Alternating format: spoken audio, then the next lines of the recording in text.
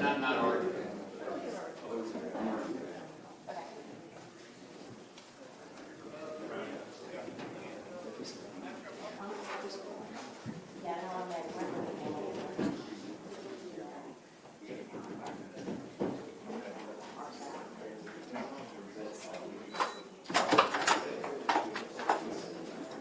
Okay.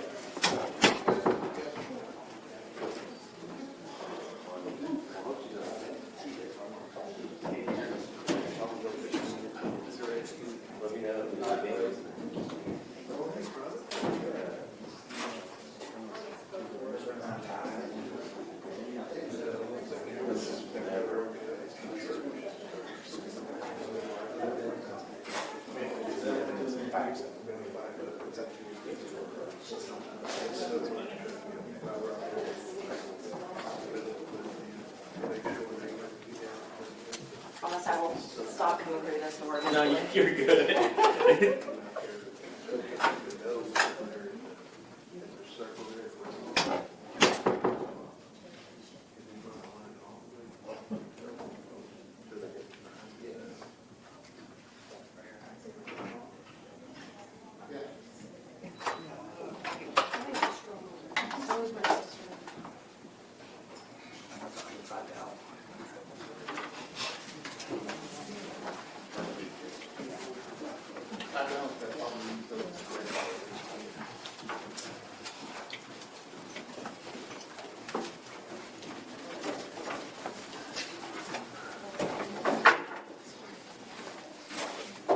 Problem solved, Fred. There you go.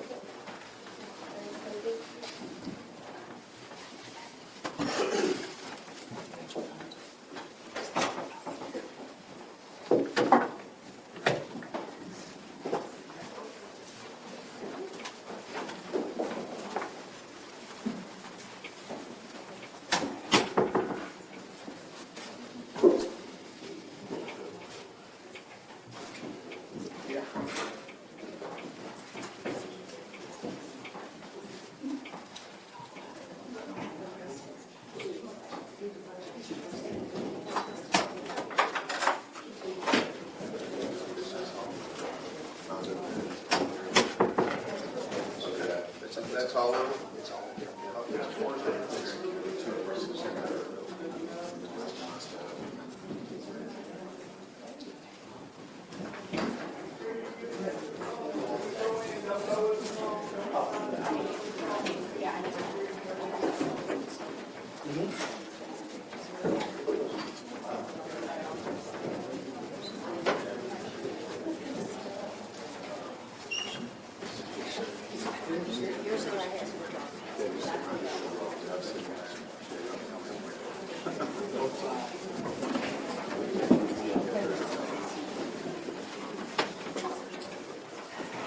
And don't trust anyone else. So brothers right either way.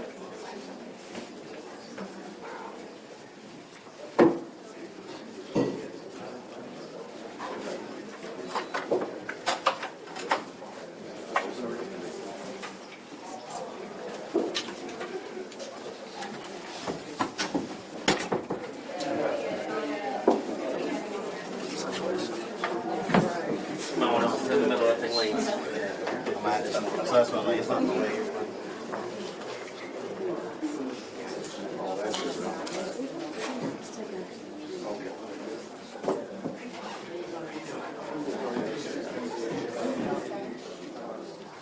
No seats?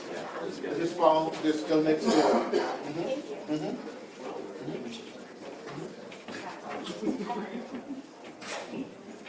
Next door.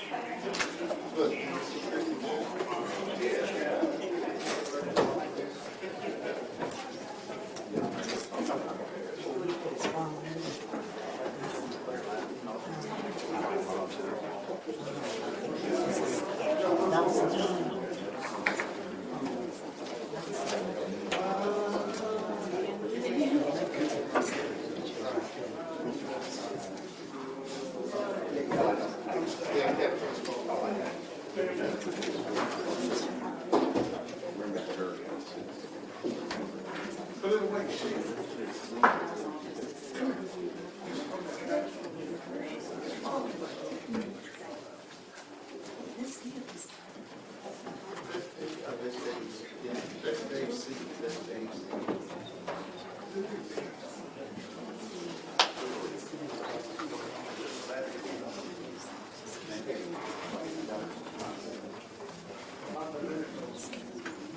that everybody, Doc? Yep. All right, I'm gonna tell the judge. Yep.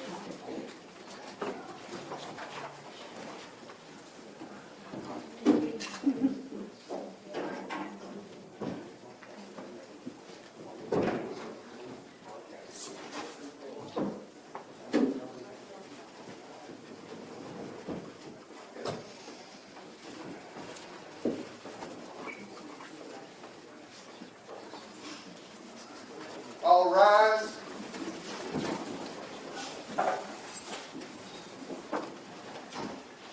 Good morning. Everyone may be seated.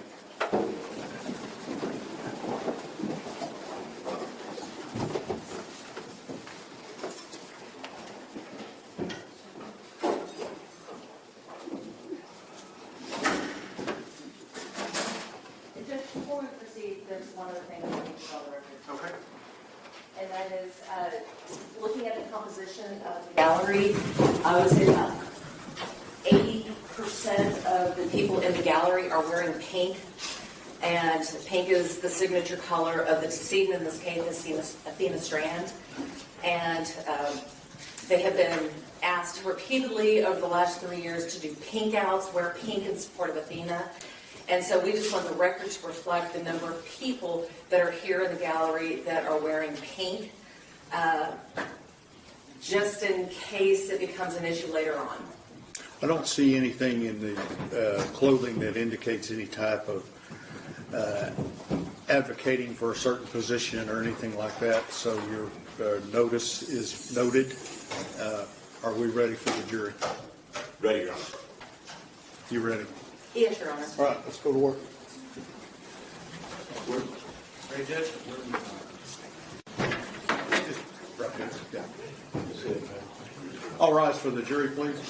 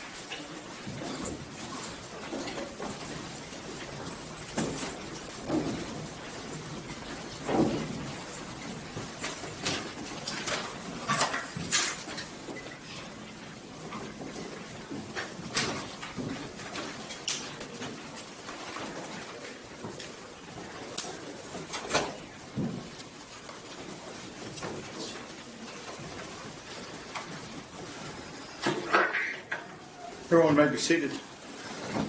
Good morning. We are ready to proceed. I apologize for the delay. I need all of you to raise your right hand for me, please. Do you and each of you solemnly swear or affirm that in the case of the state of Texas versus Tanner Lynn Horner, you will a true verdict render according to the law and the evidence to help you God? I do. All right. Everyone may be lower your hand. Mr. Horner, if you would stand, please. Mr. Berry, you may arraign the defendant. Thank you.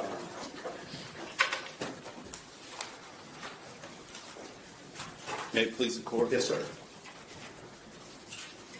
In the name and by authority of the state of Texas, the grand jury for the county of Wise, state of Texas, duly selected, impaneled, sworn, charged, and organized as such during the January term AD 2023 of the 271st Judicial District Court for said county, upon their oaths present in and to said court at said term, that Tanner Lynn Horner, hereinafter styled defendant, on or about the 30th day of November 2022, and before the presentment of this indictment in the county and state aforesaid, did then and there intentionally cause the death of an individual, Athena Strand, by strangling, and or smothering and or asphyxiating Athena Strand with the defendant's hand, the defendant's foot, and or the defendant's body, and the defendant was in the course of committing or attempting to commit kidnapping of Athena Strand, and signed against the peace and dignity of the state by the foreperson of the grand jury. Mr. Horner, to the charge of capital murder, you may plead guilty or not guilty. What is your plea? Guilty, Your Honor. Thank you. I will accept your plea. You may be seated. Thank you. Ladies and gentlemen, when a defendant pleads guilty to an offense, I have done admonishments to him outside of your presence and am satisfied that this guilty plea is given freely and voluntarily. So as we get into the trial, I will give you an instruction at the appropriate time for you to find him guilty. Okay? There will no longer be a first phase of the trials where you will be determining whether or not guilt has been proved beyond a reasonable doubt. I will give you an instruction to find him guilty.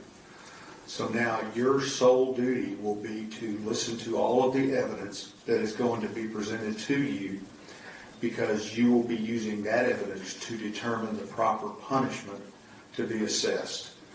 You will hear the evidence in the same manner, I anticipate, had Mr. Horner pled not guilty. You may use that evidence in your determination in answering the questions that we talked about to you in the individual jury selection interviews. Okay? So I just wanted to let you know, you're going to hear the evidence, but you're only going to be dealing with punishment. All right? State wishes to make an opening statement. We do, Your Honor. Mr. Stanton. Thank you.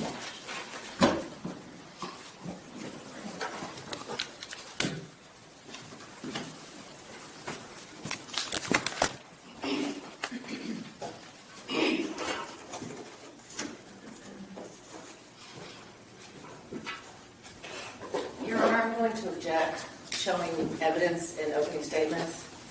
That's overruled.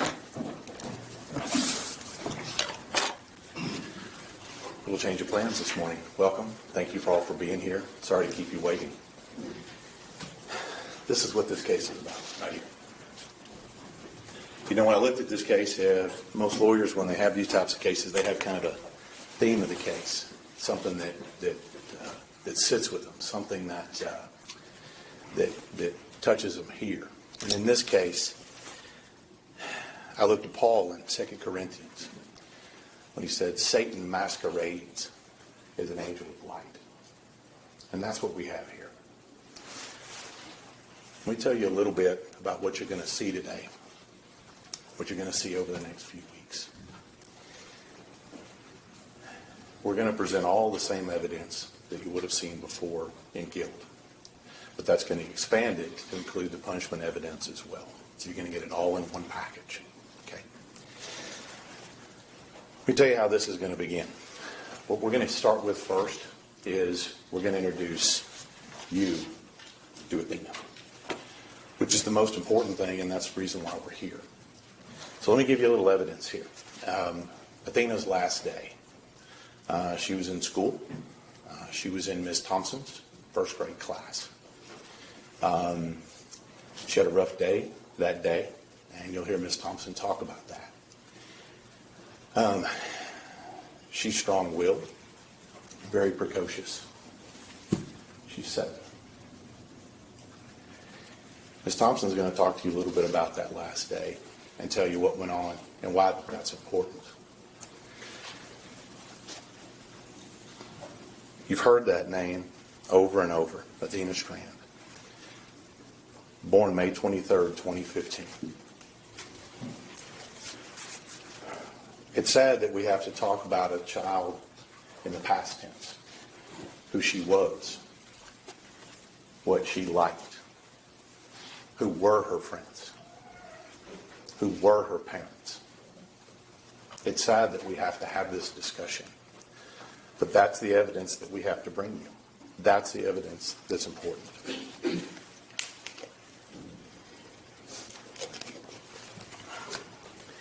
Now, in this particular case, I'll tell you a little bit about this picture. Athena had just gotten back from spending some time at her mom's house in Oklahoma. 4 days before she was murdered is when that picture was taken by her mother. Now, November 30th, 2022 is a Wednesday. Kids had just gotten back from Thanksgiving break. Any of y'all have ever been in school, you know that that's a bit of a chaotic time for a teacher. They just got back, and what are they looking forward to? Christmas, right? And who's arriving for Christmas? What I like to call the modern day Santa Claus. Amazon, right? FedEx, UPS, all of the people that we look forward to. And even us as adults, I know for me personally, I look forward to motorcycle parts. And I know my wife looks forward to things like essential oils and devotional books. I know those things. And like I said, that's why I refer to it as the modern day Santa Claus. And I was going to try to do this without my glasses, but it is not working. So here's the way this is going to happen. When Tanner Horner rolled up that day, he rolled up alone. He rolled up bringing what we thought would be joy and happiness and a package. And you're going to see the package, and you're going to see what he was bringing. Why wouldn't Athena be happy to see the FedEx guy, right? He's got a Walmart box. Well, that's not what he brought that day. What you're going to see is that he brought violence, fear, and death. That's what he brought with him. He did not bring with him the joy and happiness that the delivery drivers normally bring. So first off, I want to apologize to y'all for what we're going to have to bring you. The evidence in this case is rough. It is not what I want to show anyone, but it's what's required. It's what's required to show you what he did. And I want to apologize to you now. We're going to do our very best to limit it, to provide you what you need. But I'm the kind of DA, I'm going to bring you all the evidence. Okay? And I feel like it's important you know the complete story. Now, we know a little bit now about Athena, and you're going to hear about her. What about Tanner Horner? Tanner Horner shows up, delivers a package, leaves with Athena. Now, I'm going to put you as close as you can be without actually being there that day. We have video of it, and we're going to show it to you. Now, you may be thinking, wow, maybe we have video of the whole thing. Nope. Somebody covered up the camera because they don't want you to see. Guess what? Audio's still running, and you're going to hear it. You're going to hear what a 250-pound man can do to a 67-pound child. And when I say it's horrible, I mean it. I've been doing this 25 years, and I promise you, buckle up. Now, the important part of this is, what's the truth? It's time to get to the truth. The only truthful thing that Tanner Horner told law enforcement was that he killed her. The pattern and web of lies that he put together, it's going to be hard for y'all to keep up with. It is lie upon lie upon lie upon lie. We have lies about what we did the day before. We have lies about what we did the day of. We have lies about where her body was. We have lies about whether or not she was clothed or not. We have lies and lies and lies. It is hard to keep up with. The only thing he told the truth about was he killed her. So you're going to hear multiple stories. None of them are true. What's the story that was told in the beginning? That he hit her with a truck. That he somehow freaked out because he thought he was going to lose his job or she was going to tell on him. He picked her up, still freaked out, and killed her. That is an absolute lie. There is no truth to that in any form or fashion. None. Zero, zip, not a nudge. No truth to that whatsoever. In fact, the first words out of Tanner Horner's mouth whenever the ranger first encountered him. When he first encountered him, the ranger says, "Is she alive?"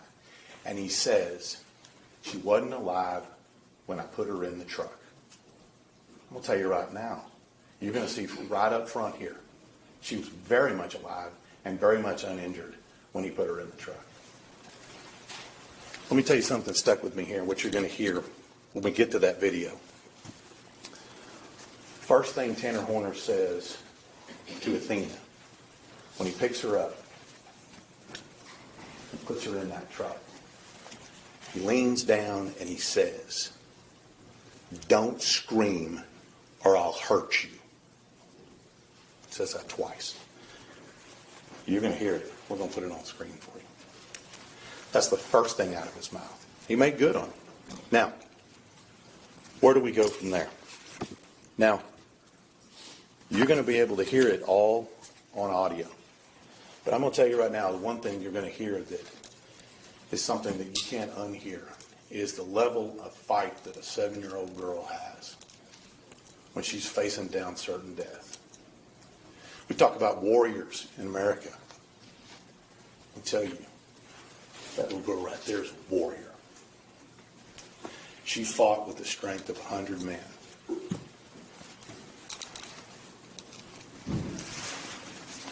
Three days later, we catch up. 3 days later, they took us. What's Tanner Horner during all this time? Good question, right? What's he doing? He's delivering packages just like normal. Made it to work right on time. Made sure that he got the same FedEx truck so we could have his mobile crime scene with him the entire day. This is planning. This is preparation. He knew what was going on. He drove through the scene that day. He drove right through the scene that day. You're going to have video from his truck driving right through that scene, right where he kidnapped her, right where he took her away, and talking to people. What happened? What went on? What happened? In the same truck he killed her in. This is the level of cold-heartedness that you're going to see. Now, we finally locate her. And how do we locate her? Hundreds and hundreds of law enforcement personnel. Canines, dogs, thermal imaging. The ranger had helicopters moving 24/7 looking for her, searching for her, all believing that they were going to find her alive. Where did we find her? We found her at a place called Bobo Crossing. Now, I grew up in Wise County, and I lived not too far away from where her body was dumped. And I have no idea why they call it Bobo Crossing. I haven't found anybody who knows why they call it Bobo Crossing, but that's what they call it. It's probably got a county road number, but nobody knows what it is. People just know what this is. It's a little bit south of Boyd, off of Highway 730. We'll show you some maps. But that's where we found her. We found her where he pitched her off naked in the water. That's where we found her. How did we get to that point? Well, it wasn't without a lot of hard work by the FBI, Texas Rangers, Wise County Sheriff, deputies. We finally locate her. But how did we get to locate her? Well, Tanner Horner made it as difficult as possible to locate her. Again, with more lies upon lies upon lies. Where's her body? Where's her body? It's over here. It's over here. So on and so forth. It's just too much to keep up with, to be honest with you. So many lies. But we find her body. And you know, throughout this whole time when we're looking for the body, you know, when we ask people what happened, you know, sometimes they take responsibility. Not this guy. Every part of that, even before we found her body, is woe is me. Worried about what's going to happen to me. Worried about why I'm not going to see my kid again. Worried about me. Selfish. We haven't even found her body yet, and he's worried about that. But he's so concerned about diverting law enforcement from what's going on. So concerned from diverting law enforcement from deciphering just simply where her body is, that he conjures a whole other persona out of thin air. And all the ranger had to do is look over at him and say, "Hey, I want to talk to the other guy." Okay, we'll talk to the other guy. and we'll tell you what happened. But that other guy lies as much as it was before. And that's the problem with all of this. We finally find her body, and here's what you're going to see once we find her body. Now, this is where we start getting into punishment. Obviously, the judge has already talked to you about, at some point, he's going to instruct you to find you guilty in that particular case. We're going to talk to you a little bit about punishment. Now, I hadn't planned on talking about change of events. Got to switch gears. What does punishment look like? Well, we have DNA. Not only do we have initial DNA from Athena that has Tanner Horner's DNA under her fingernails, we also have DNA, Tanner Horner's DNA, in places where you shouldn't find DNA on a 7-year-old girl.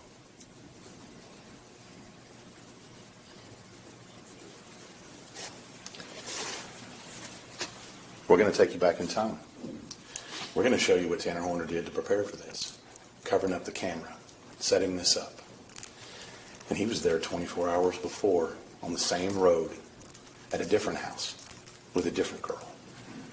It looks eerily similar to what you're going to see on Athena's video the night before. Again, preparation, planning. Okay?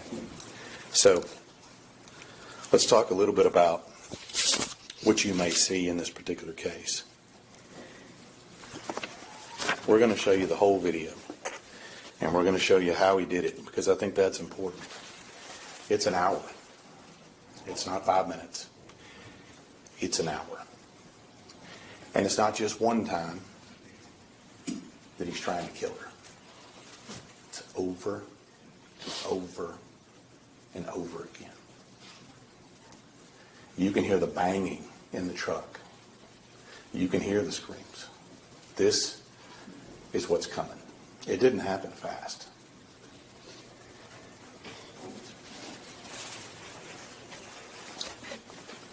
Now, when it comes to punishment, you guys know there are two questions. Right? Future danger mitigation. We talked to them ad nauseum when you guys were doing Fort Iron. I'll submit to you that the level of violence that one person can inflict on a child is important.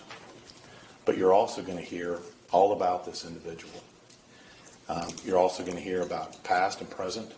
And I submit to you that you're also going to hear a bunch of stuff about how he's got some kind of life problems. He's got some kind of medical problems. He's got some kind of this. He's got some kind of that. I anticipate all of that coming up. I anticipate a long line of experts rolled up in here telling you just about how problematic this guy is. That's what's to be expected. It's all an excuse. Okay?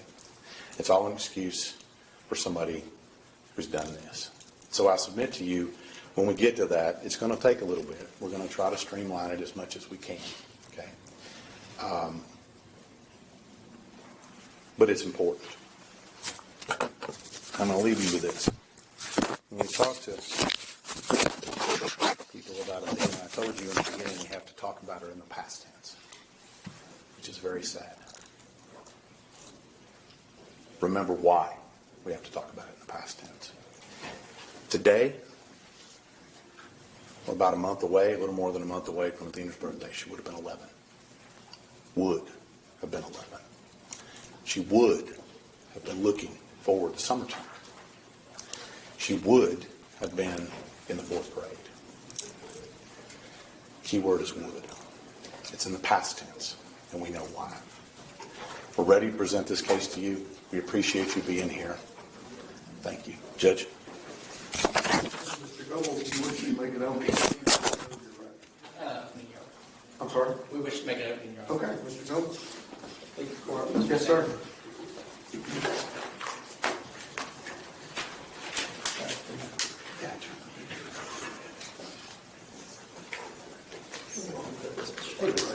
Sarah, you can leave it on the easel.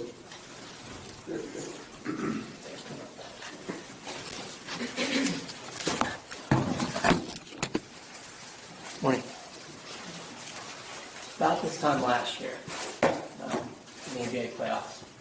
There was a player named Tyrese Halliburton. And he played for the Indiana Pacers.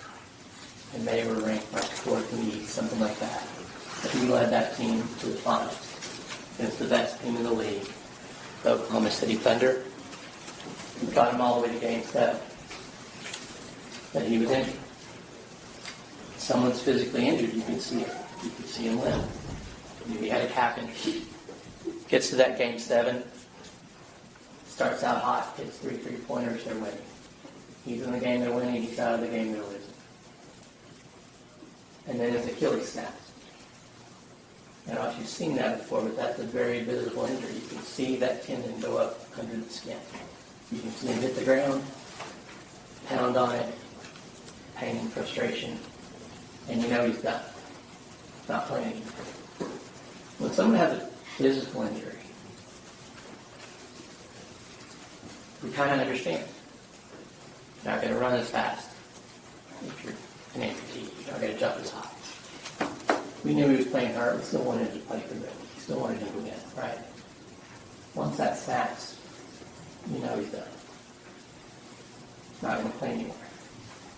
I'd like to say we understand. If you wanted him to win, you're still not happy about it. When someone's brain is what's injured, you don't see it. It's not visible at a glance. We don't treat it the same. We want people to push through it. We want them to be okay. We're talking about a developmental issue, about a mental illness, brain damage. Well, you should outgrow that. Everybody's sad sometimes. You got strength. Just use your strength to make up for the deficit. A bone that's 99% unbroken is still a broken bone. It's not going to support the weight. It's not going to do its job.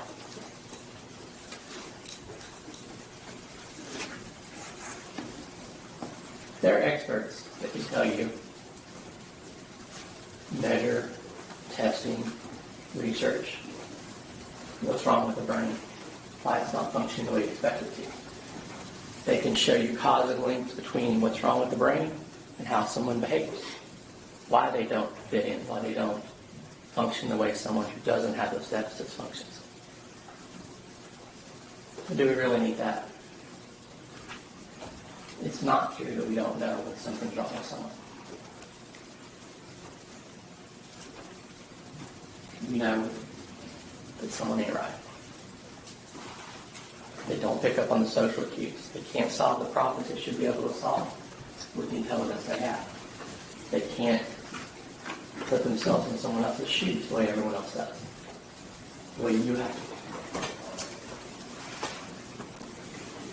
to. Tanner's injury actually began before he was born. His mother, God bless her, Melissa Horner, was working as a stripper when she was pregnant. And one of the ways she was able to get on stage and do her job was to drink alcohol. If you're exposed to alcohol prenatally before you're born, it doesn't have to be a lot. It can be in the first trimester. We know now that if it's just on the wrong days of gestation, it will cause permanent injuries. Now, Melissa continued throughout Tanner's life to this day to have issues with substance abuse with the law. So she was not there for him a lot. Kind of in and out of her care.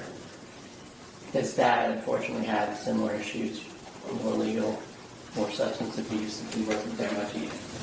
So he was raised by Jackie Harbison. Jackie is a wonderful grandmother, and she's done the best she can with him.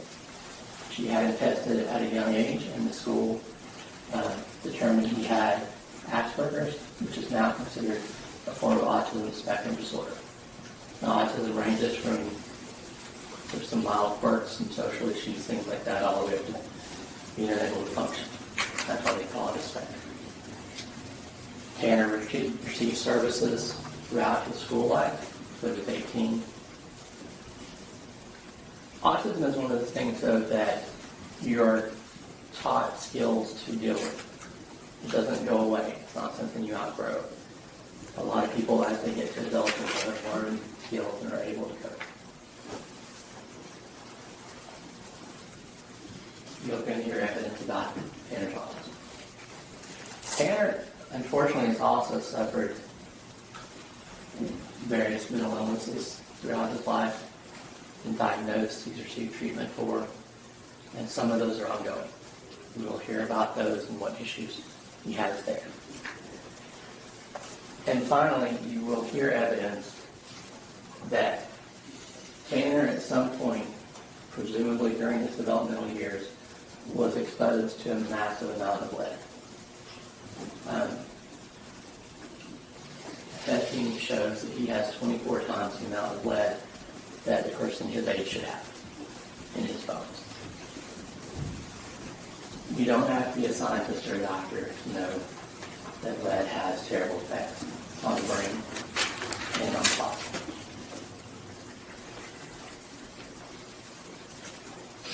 Why does this matter?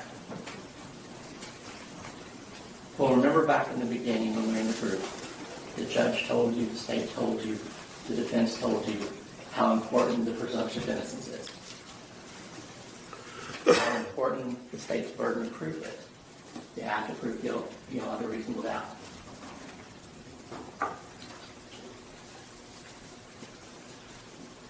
Tanner has done what he can today by pleading guilty, accepting that he's going to spend the rest of his life in prison. Now, I understand I have a different perspective on this because I've represented a lot of defendants who won't do that. The evidence is overwhelming. The state said it's terrible. I hate that we all have to sit there together. But all across America today, there are defendants that are relying on that presumption of innocence and that burden of proof in their cases to try to get a non-guilty verdict, no matter how the evidence is stacked against them. You even heard in that group 4 years that we did that the state suggested we might try to get a non-capital verdict in this case, unless we included a defense. And we're not doing any of that. So where does that leave you? We've already talked about it. That's why we spent the time in individual what hour going over everything. You've taken that oath now, that second oath we talked about, to follow the law. And the law in Texas never requires a death penalty. The law in Texas is always satisfied with life without parole. Objection, argument, Your Honor. Overruled. Life without parole is a terrible punishment. You are being asked to use your personal moral judgment to apply that special issue number 1 to the evidence that you do here. It's going to take a while, but we from both sides.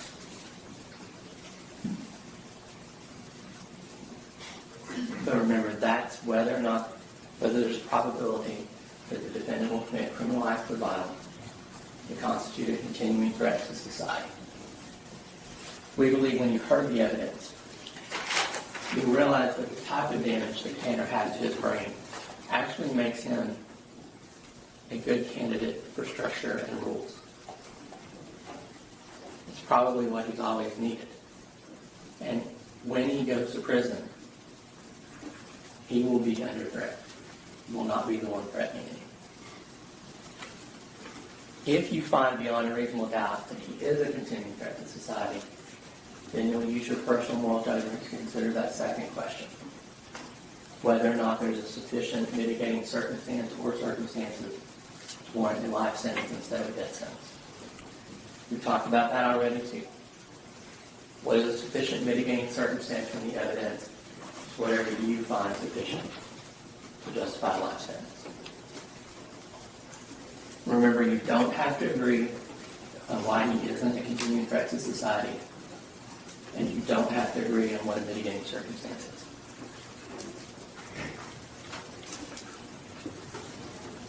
When you do see this evidence,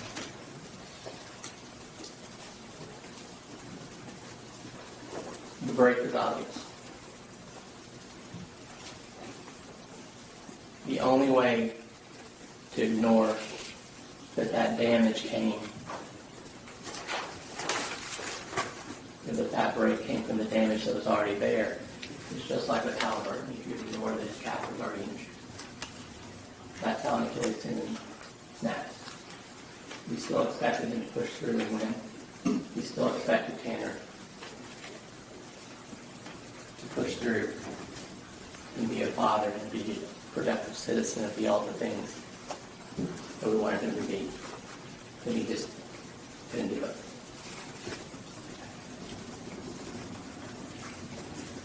So what I'm asking you to do is to not close your eyes to what you see about who Tanner is and how that applies to those two special issues. Not close your ears and not listen, not pretend that damage to the brain isn't real. Speak up, fulfill your oath, sentence them to life without parole.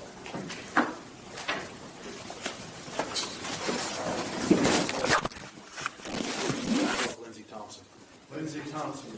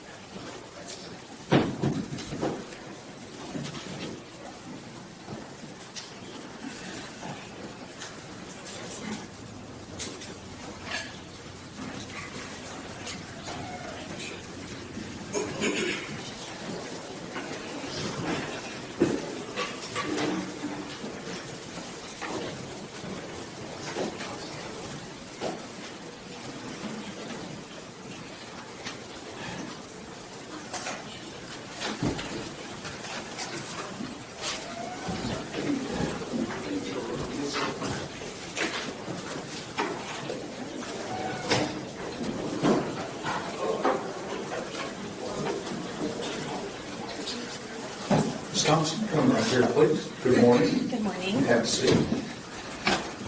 You would raise your right hand for me. Solemnly swear or affirm testimony given this cause to be the truth, whole truth, and nothing but the truth, so help you God. Yes. Okay. There's a rule of evidence in effect that says you cannot be in court unless you testify. And once you have testified, do not discuss your testimony with anybody else except the lawyers. Okay? Mr. Staten? Thank you, Your Honor. Ms. Thompson, would you introduce yourself to the jury and spell your first and last name for the people? Yes, my name is Lindsay Thompson, Lindsey, Thompson, Thompson. Ms. Thompson, I noticed you're wearing a green jacket there that has an emblem on it. What's that for? I am a first grade teacher at Paradise Elementary in Paradise ISD. Can you tell us a little bit about where Paradise is located? Paradise is about 40 miles northwest of Fort Worth. A very small town, population under 1,000. Very small schools, one stoplight, your typical small town. And tell me about Paradise ISD. How many kids do they have? What's how school is? UIL classifies us as a 3A district.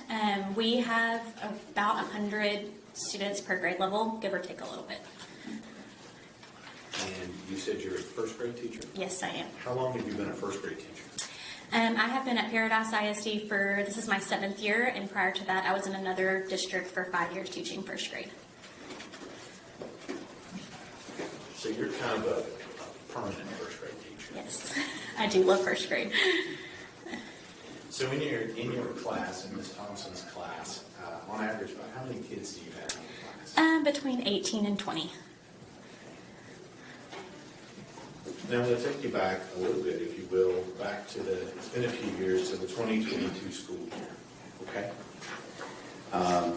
Were you teaching first grade then? Yes, I was. And did you have the same 18 to 20 kids? Yes, I did. Now, during that school year, did you have a chance to have a student in your class by the name of Athena Strand? I did. And tell me, when did she come to your class? The first time I met Athena was at Meet the Teacher night. Her stepmom brought her in, and I vividly remember her coming in. She had all of her supplies. She was so excited about being at school. I can just still remember her just standing there, just excited to be there. And that was the first time that I met Athena. And tell us a little bit about what kind of student was she? I adored Athena. She was so much fun. She was a free spirit. She loved drawing. She loved to write. She loved to color. She was just your typical, 7-year-old little girl that just loved life. She would come in with, stickers on her hands. She loved to dress up. Like, she truly was a free spirit. Like, there's no other word to describe her. Like, she definitely was a true gem. I'm going to bet when you say free spirit, is that kind of a nice way of saying that she might have been a little more enthusiastic in your class than some other kids? Yes. She's one that would stand up for herself, and she would speak her mind when she wanted to. She loved to talk and socialize with her friends, but that's just who made her who she was. So let me ask you, how long, you said it was Meet the Teacher night. When does Meet the Teacher night normally happen? In August, like about the week before school starts. And then she was in your class through when? November 30th, 2022. Now, just so that we're clear, can you describe her physically for the jury? Yes, she was thin and petite. She had blonde hair that sometimes she'd wear up, but most of the time it was down, wavy. She had perfect color skin, but she was always smiling. Judge Matt? Yes.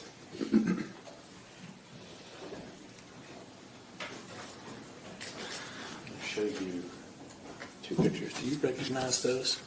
Yes. And these are states 1 and 2. Who is that in that picture? That is Athena Strand. Is that what she looked like the last time you saw her? Yes. Those actually meant states 1 and 2. Have you seen her tender it to Oh, I'm defense? sorry.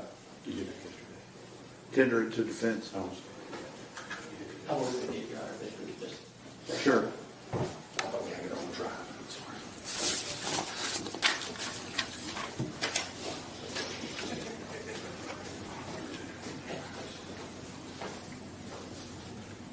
I'm sorry. okay. States Exhibits 1 and 2 are exhibits. You published 1 and 2? Yes.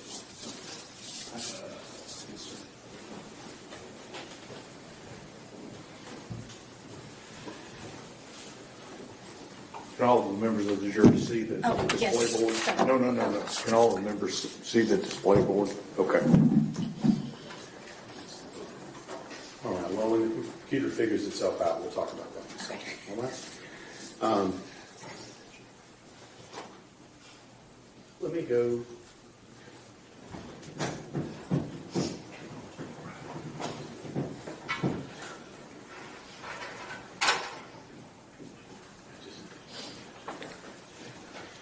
Let me ask you, let me take you to November of 2022 in any given school year.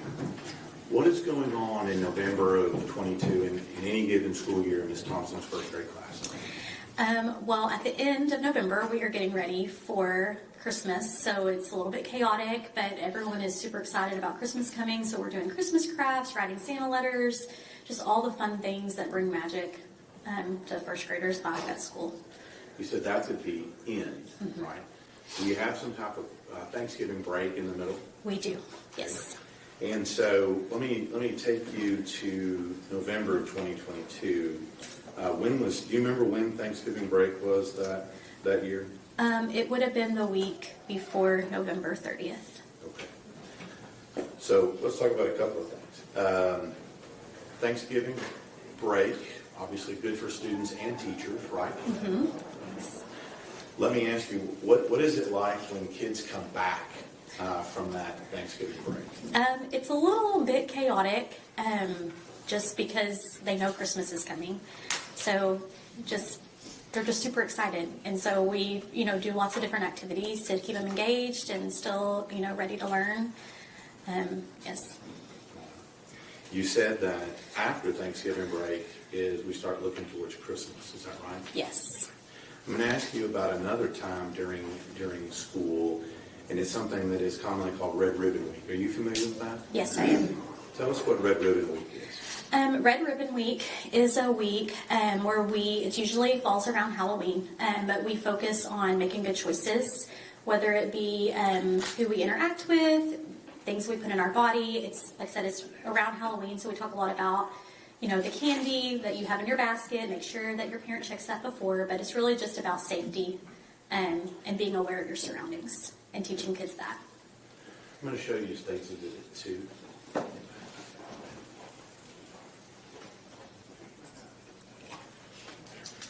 Tell me what you noticed about that picture. She is wearing her Hocus Pocus shirt, and she did love Halloween and love dressing up. So, was Athena in your class after you come back from Thanksgiving break She was. and doing those activities you talked about? Yes. And was she there during Red Ribbon Week that year? Yes, she was. Right. Show you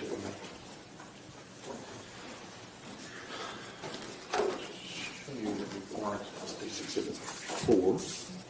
Do you recognize that? Yes, I do. And what is that? That is a journal entry from Athena's journal. And how do you know that's from Athena's journal? The following day after she was found, I looked in her journal at school, and this was the last entry in her journal. And you recognize that as her journal? Yes, it is. Take me down to the Mid-States 4.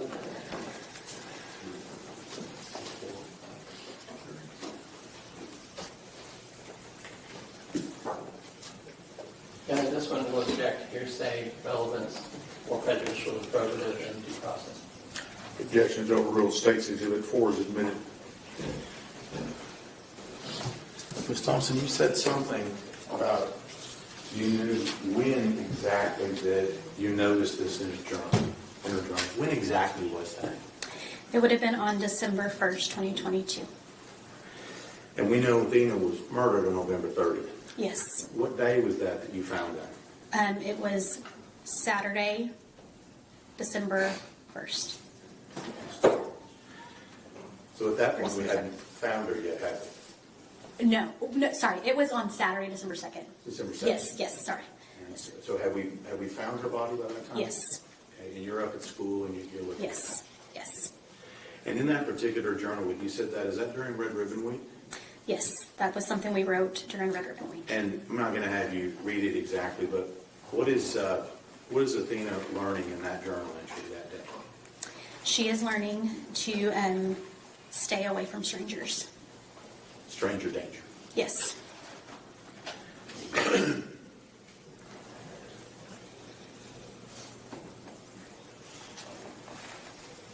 And as part of her schoolwork and stuff during that week in that journal entry, what's going on during that? What are the students learning about? They are learning about just staying safe, whether it be with interaction with other people or things that they're putting into their bodies. Just learning how to be safe as a child. And part of that would be staying away from strangers. Yes. Or people that children know are strangers. Yes. Now, I'm going to take you to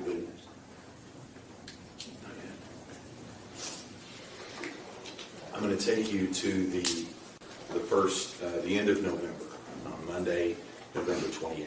Mm-hmm. Were you in school that day? Yes. Was Athena in school that day? Yes, she was. And I think you talked a minute ago how you guys were doing Christmas stuff. Yes. How far away from Christmas break at that time? About 3 weeks.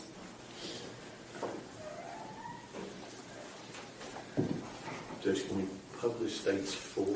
Sure.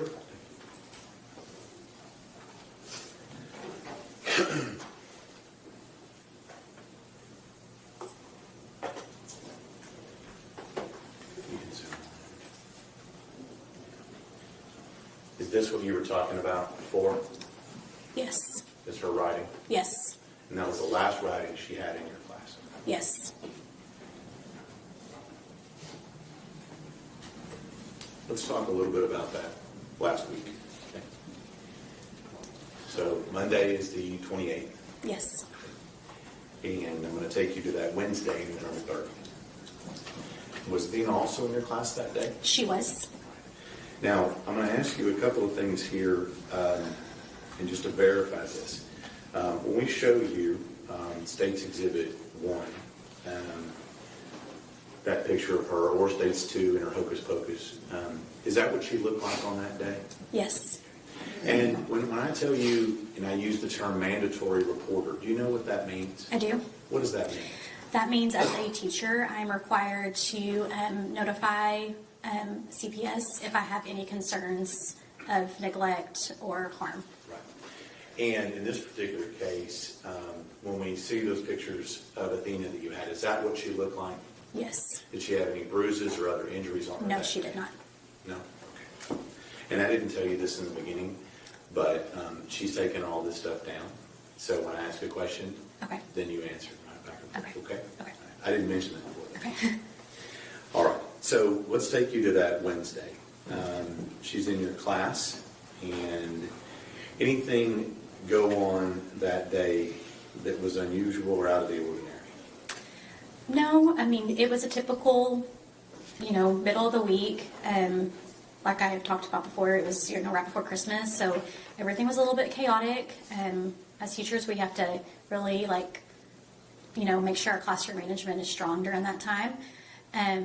Athena, that particular day, she was talking a lot and, just being a kid. And so I did have to write in her binder that afternoon just to let, parents know that she did have a little bit of a struggle that day. So a little bit of a rough day for Athena that Yes, yes. Let me show you, what we've marked as States 3. Can you tell me what that is? Yes, that is a writing that Athena did from the first week of school. We read a story about being a good listener, and then the students responded by how they can be a good listener. All right. And is there a picture on that? Yes, there is. And did you take that picture? I did. Okay. Yes. And did you create this for their class? Yes. Judge, we'd ask if it's States 3. We're starting with this.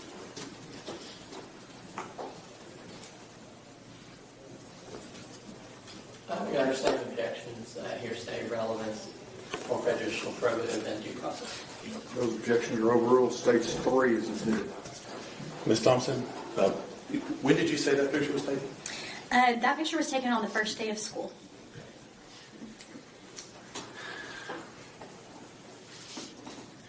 And we know, when was her last day of school? November 30th, 2022. And you said she had a bit of a rough day, a little bit too much talking. Yes, Did you have to be a teacher? I did. And when you say you write in somebody's binder, for a first grader, is that a pretty big deal? Yes, I mean, for the most part, yes, but just to let parents know kind of like what happened at school and, just kind of give them an idea of what's happening in the classroom. When Athena left school that day, what time does school normally let out? 3:25. And let me just ask you this. What did you say to Athena when she left for school that day, leaving school that day? I gave her a hug, and I told her, I love you, and we will have a better day tomorrow. Did you have it tomorrow? I did not.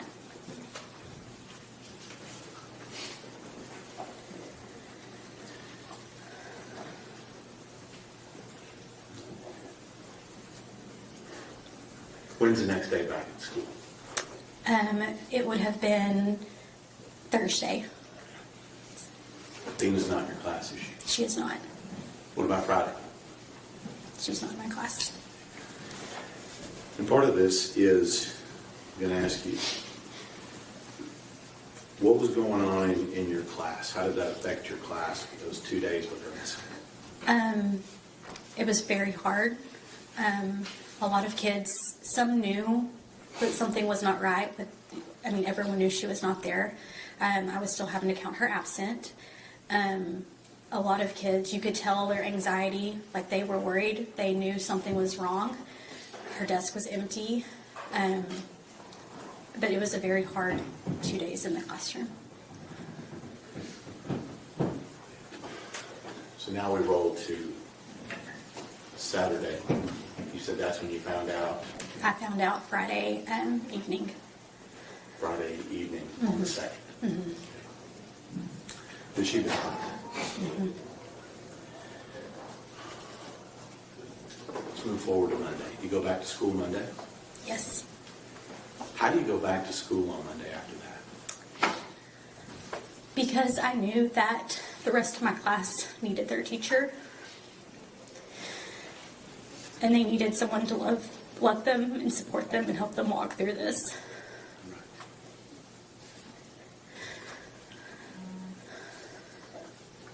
So what's happening in the school that day, that Monday? We have a crisis team, which includes local counselors, counselors within our district, people from local churches. They come in to talk and support kids. We read off a script of letting them know that their classmate is no longer there. We do activities to try to help them begin the grieving process. There's just a lot going on, like just trying to help kids cope and learn. Like this is a big thing for them at 6 and 7 years old to have to walk through. And so there's just a lot of counseling, guidance, and support that is happening. And at this point,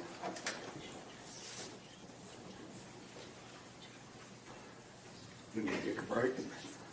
How much longer do you anticipate with this witness? a little bit. Okay. All right, let's take our morning break. We will we'll come back at 20 minutes to 11, okay? 15 minutes, all right? See you then.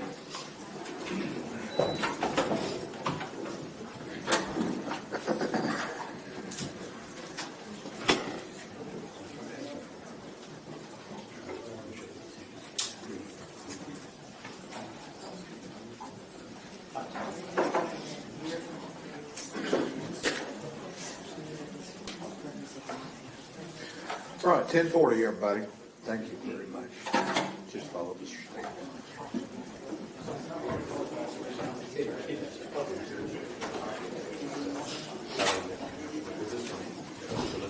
It's a look for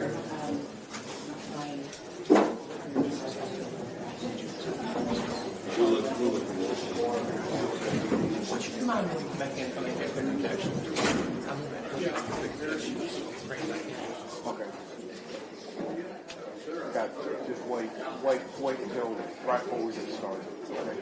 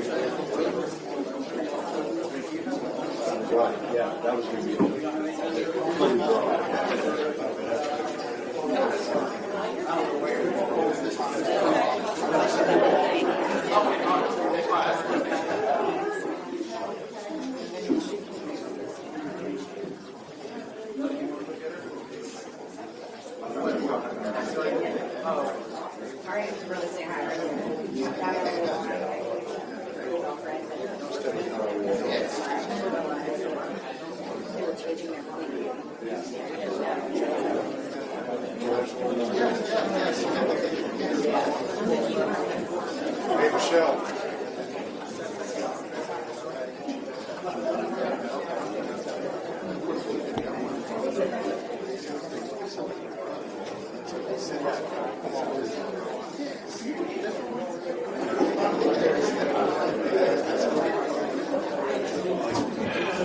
How are you? I'm Terry. Martin. How you doing? I'm doing great.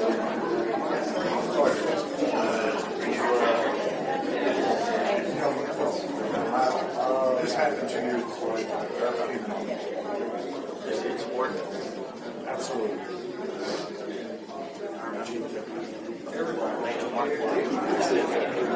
I remember all our guys out there.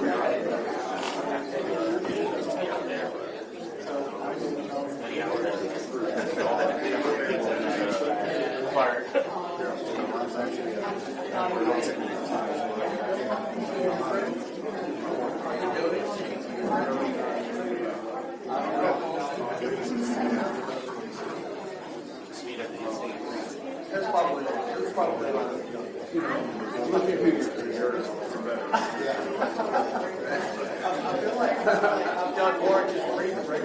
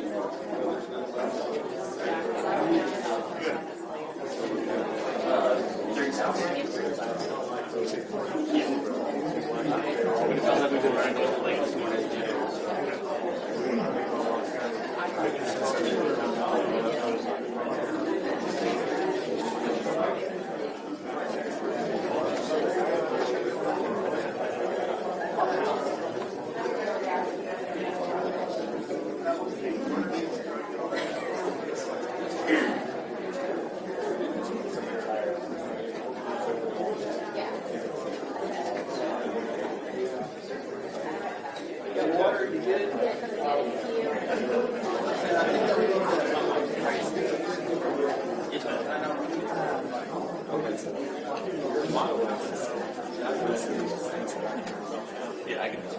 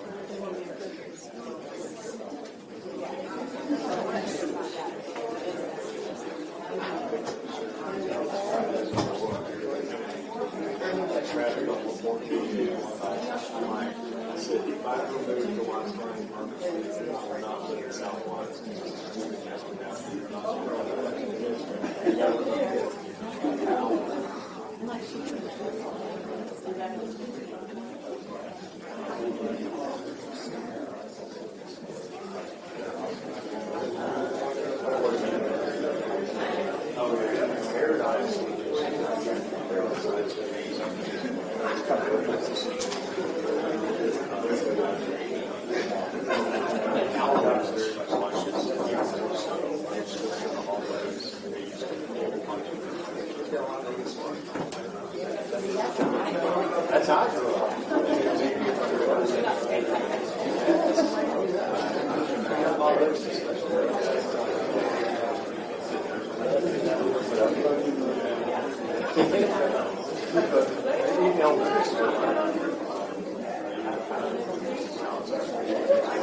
She had a big wood and a big job.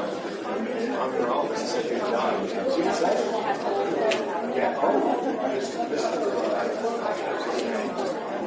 third grade, Mr. Allen, he was a Lexi class. We were in Lexi.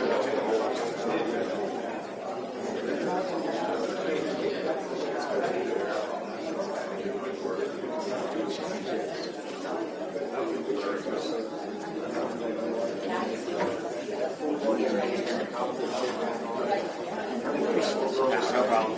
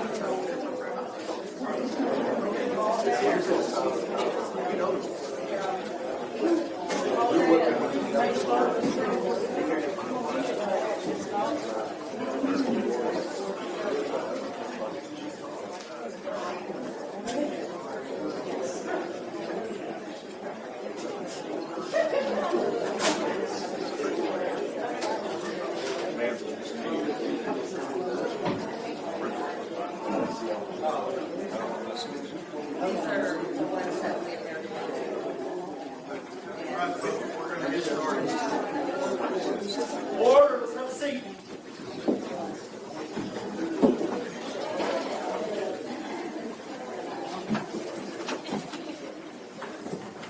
All right, before we get started, Mr. Goble, there's something that you wanted to put in the record. Yes, Your Honor, I would like to object. We have quiet in the court, please. I would object to the public items remaining on the screen after the witnesses make their comments on them. It's essentially just paying the jury and distracting them. I would just ask for a running objection to that.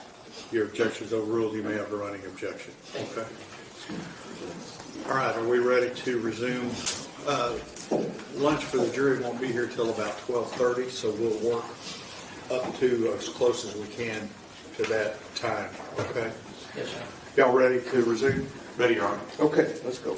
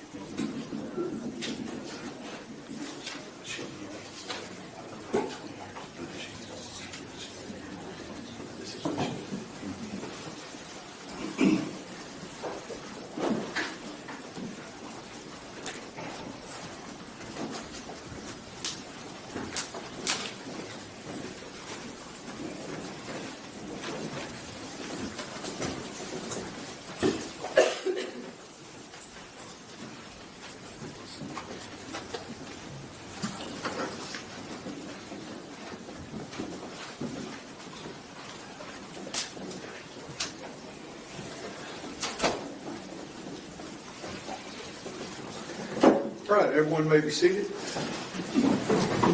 We are ready to proceed, Mr. State. Thank you, Your Honor.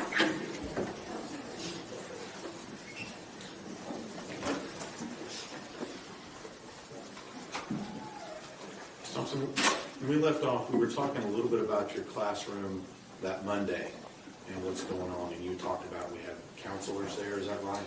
Yes, that's correct. Okay. And what was going on with the kids in your classroom that day? They were very confused. You know, as 6 and 7 year olds, they have a really hard time understanding the loss of a friend. We did a lot of grief groups. We read stories, just trying to help them start that grieving and healing process. And in this particular situation, are they aware of what had happened to them? Yes, they were. So they know that she was taken against her will and murdered. Yes, And these kids are how old? 6 and 7. Let's talk about you. You've been teaching how many years total now? This is my 12th year. And how does this affect you as a teacher? When I look at my life and career, I have before Athena and I have after, and it looks very different. How so? Every day I hug my kids as they walk out the door and tell them that they love them. But now every day when I do that, and for the rest of my teaching career, I have to think about what if they do not come back tomorrow. So we are now approaching 4 years out? Yes. Is that right? Yes. Is this still affecting those kids? Yes. How so? There are several of those students who they are now in 4th grade, and there are several that are still having outside counselors. Several students that are afraid to sleep in their own bed, will not play in their front yard. Objection, Your Honor, here's that. Sustained. You can't talk about things that you've been told by other people. Yes. Would you say this has had a big effect on these kids? Yes. Would you say that it's a lingering effect that's continued all the way to the 4th grade? Yes. Last thing I'm going to talk with you about here is, tell me about the mailbox. So, when Athena passed, we wanted to do something for our students so they could learn how to grieve. And so we had a mailbox made that was placed outside of our classroom. And let me stop you right there. I'm going to ask you a couple of questions. Yes. This mailbox. Yes. Who made this mailbox? My husband and I did. And was it only in your classroom? Where was it? It was between 2 first grade classrooms in the hallway. And when we say mailbox, I want to make sure I understand what we're talking about. Would this be a normal, like we would see mailbox? Yes, on a stand, yes. And was that your idea to have this mailbox? Yes. And what was the purpose of you putting this mailbox or bringing it to the children? What was the purpose? I wanted them to have the opportunity to write letters to Athena to help process. Objection, Your Honor, here's that. Overruled. To help process, and they would write, draw pictures, whatever they were feeling, and they would place in that mailbox. And again, like I said, I'm not going to ask you what any of them said, so to speak. So you're saying the purpose was for these kids to be able to express themselves by writing or coloring and put in that mailbox. Yes. And so that mailbox, when did it arrive in between the 2 first grade classrooms? The day that we returned to school, so that Monday. And did you get some letters in? A lot, from all grade levels. So did the mailbox stay there or in your classroom? Where did it end up? We eventually moved it inside the classroom, but it began to get too much for the kids. They would tell me when they saw that, it made them think of Athena and what happened to her, and so we had to remove it out of the classroom. And so how long did this mailbox, was it a fixture in the school? For the remainder of the year, we moved it up to the front office, and kids still continue to put things in there, but it was in a different location in the office. How many letters do you think you got in that mailbox? Over 100. And just a little bit of in the school before it let out? Yes.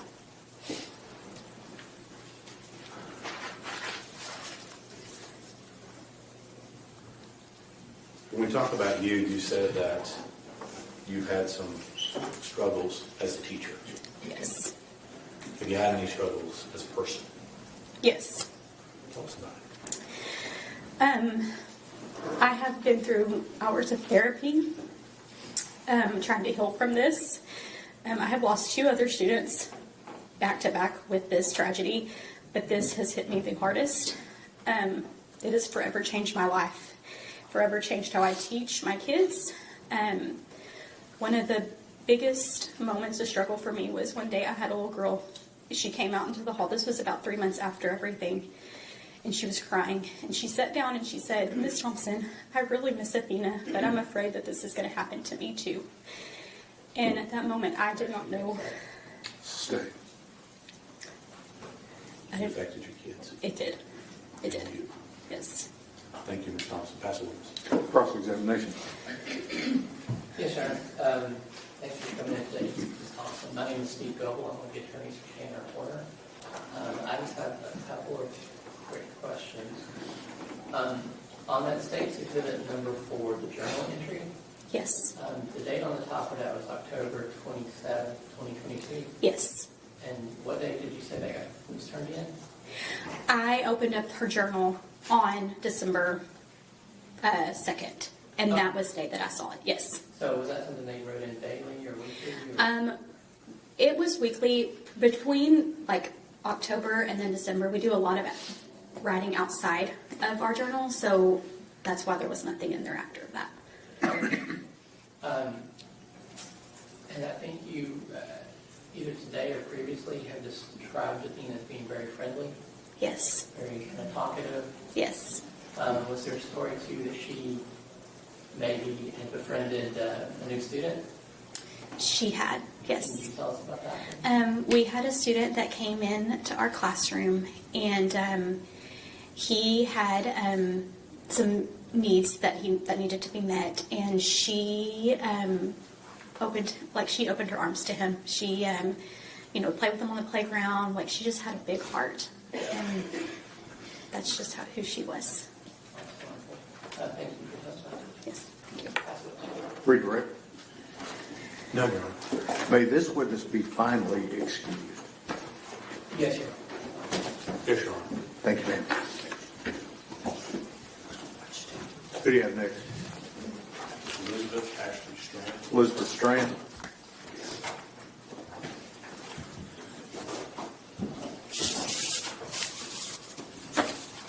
Your Honor, can we start from there? Sure.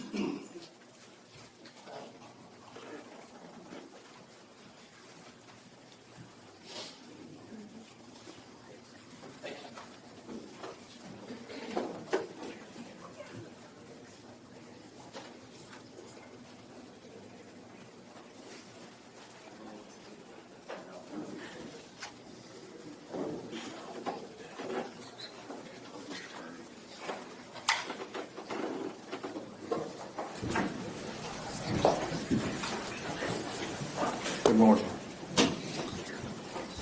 You would raise your right hand for me. You solemnly swear or affirm testimony given this cause to be the truth, whole truth, and nothing but the truth, so help you God. Yes. Okay, give me a lower your hand. There's a rule of evidence is in effect, says you cannot be in court unless you're testifying what you have testified. Do not discuss your testimony with anybody else except the lawyers, okay? Yes. All right. Whose witness is this? Mr. Staten? Yes, Your Honor. You a little bit of me today. Okay. Ma'am, your first name is Elizabeth. Is that the common spelling, Elizabeth? Yes. Okay. But you go by Ashley, is that right? Yes. And how do you spell Ashley? ASHLEY. And as it applies to this case, your last name is Strand? Yes. Okay. And I'm going to take you right to this. I want to take you back to November of 22. Okay? Okay. What was your address at that particular time in November of 2022? 268 County Road, I 35. need to speak up a little bit closer. Okay. It's 268 County Road, 3573 in Paradise. Okay. And just so you're aware, we want to make sure everybody can hear what you have to say. Yes. All right? You're kind of soft-spoken, so you may have to pull that microphone up to you a little bit. You don't have my voice. Got it. All right. Let me just get a little information about that address. Where is that address located? Well, technically in Cottondale, but in Paradise. Okay. Those are towns, right? Yes. Okay. What county are they in? Wise County. Wise County. Okay. And so you said two towns. You said Paradise? Yes. And then you said Cottondale. Cottondale. Okay. And, okay, tell us just a little bit about Paradise as a town. It's a very small town. One stoplight kind of town. Okay. Nice little quiet town. What about, you said the town of Cottondale? Yeah, it's inside of Paradise. Okay. Is it bigger or It's smaller? even smaller than Paradise is. I mean, there's tiniest little church ever out there, so. Okay. So besides the tiniest little church ever, Mm-hmm. that's the only thing that is in Cottondale? I mean, lots of nice, little properties and just, places for, just, Let me help you with that. Is this small town country life is what you're telling me? yes, very much country life where, you let your kids go play and ride four-wheelers and stuff and.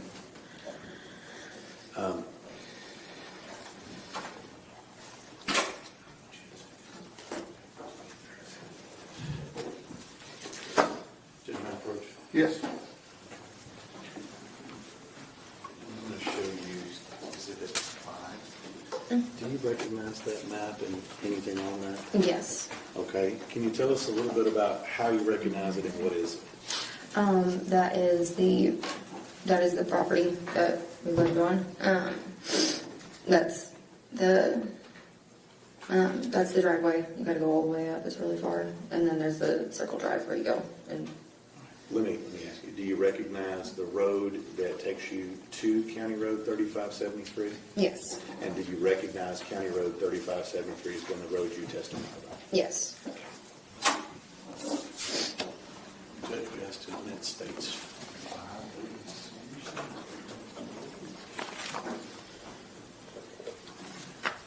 No objection. State's Exhibit 5 is admitted.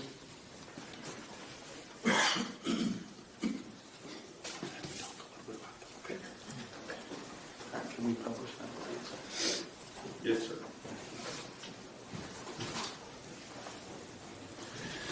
While the computer is doing its thing, let me ask you a little bit.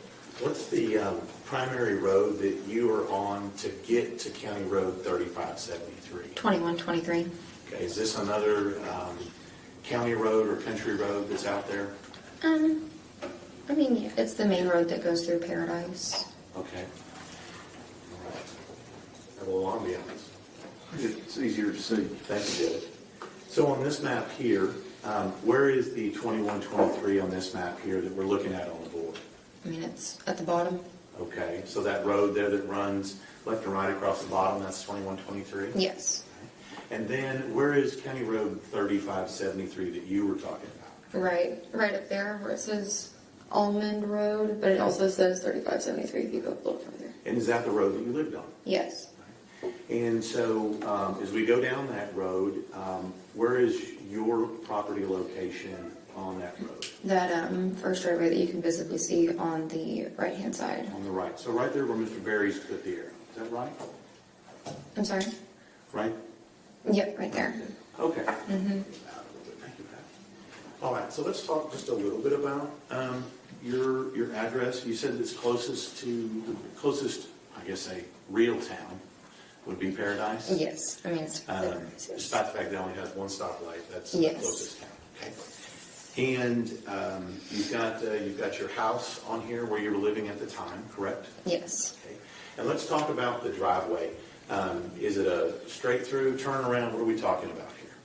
I mean, you got to go all the way down and turn around, but you could just, you can see the circle where you go straight down, turn right around, and head right out. All right. And do you know how many hundred feet it is from the road to your turnaround there? Oh Lord, no. All right. You don't have a concept on distance? No. Okay. So now this particular picture here, has the property changed a little bit since you were living out there? Yes. Okay. And is the road arrangement about the same as what it was before? Yes. Okay. And what's different? Well, there used to be a trailer right across where you can see the carport. At the very end of the driveway, there used to be a trailer right there, right in front of that black roof right there. We'll talk to you about that in a second. Now, on this particular property in 2022, was it just you living on the property? Who else lived there? It was me and my daughter and Athena, and then my at the time about 18 months to about a year and a half old, and Jacob. I'm gonna get all these people right. So you and Yes. Jacob, Me and Jacob. were you married to Jacob at that time? Yes. You said you have a daughter. Yes. What's her name? Alice. And Athena. Yes. And you said you had a youngster. Yes, Yersa. How old was yours at the time? She was about a year and a half. Busy mom. Yes. Now, let me ask you, on that piece of property, is it just y'all, y'all's family? When I say y'all's family, I mean your immediate family, or are there other people you're related to on the same property? Yes, and then it's us right there, and then my sister-in-law and her husband are right down the hill. Okay. And so on this piece of property, you have essentially, would you say, two families? Yes. Your family with you, Jacob, Alice, Athena, little baby Ursa. Yes. And then on the same piece of property, you had your brother and sister-in-law and their family. Yes. And what about on that road? Are you familiar with your? Let me strike that, Your Honor. On this particular road, can you describe 3573 for the jury? I mean, it's a fairly decent-sized cul-de-sac. You know, we all have our little group messenger on there, so we all know each other fairly decently. When you say cul-de-sac, would we also call that a dead-end road? Yes. And so it looks here like you live about halfway down that road. Is that right? Give or take, yes. Okay. I think we've already established we're not going to ask you about distances, okay? Yes. Thank you. So, but are you fairly familiar with who your neighbors are and where they live? Yes. And let me ask you, do you know the Huffman family? I do, yes. And who are they? Their kids are actually friends with my daughter. Okay. And where do they live in relation to where you are on here? At the very end of the Objection, cul-de-sac. relevance. Sustained.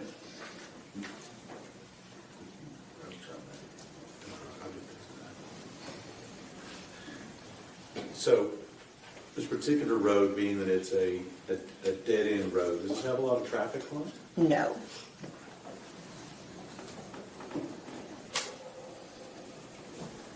And we talked about your kids.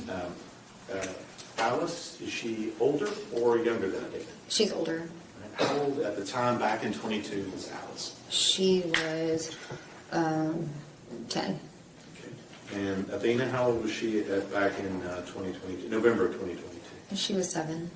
And you said little Ursa was a year and a half. Is that right? Yes. Of the kids, I'm assuming that Alice and Athena went to school. Where'd they go to school? At Paradise. And how did the two girls normally get to and from school? The bus. And let me take you back to November 30th, okay, of 2022. Yes. Anything unusual about that day up until the time the two girls go to school? No, nothing. They get picked up by the bus normally? Yes. Given that it's a 10 and a 7-year-old girl, were you able to get them on the bus at the appropriate time? Yes. Okay. Is that hard sometimes? It's a little rough sometimes. You know how the little girls can be. Okay. And let me ask you, what do you mean by that, about how little girls can be? You know, they like to pick out their own clothes and do their own hair and, you know. May not meet mom's approval. Yeah. But you gotta let them choose their things. I'll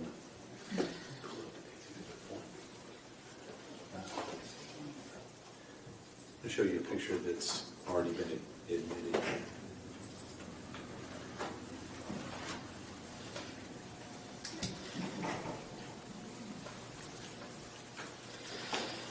There we go. Thank you, Mr. King.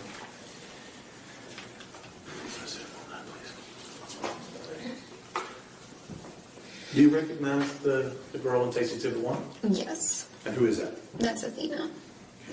And is that what she looked like back in November of 2022? Yes. And do you know, have information on when those pictures were taken? About the weekend before, so 4 days before.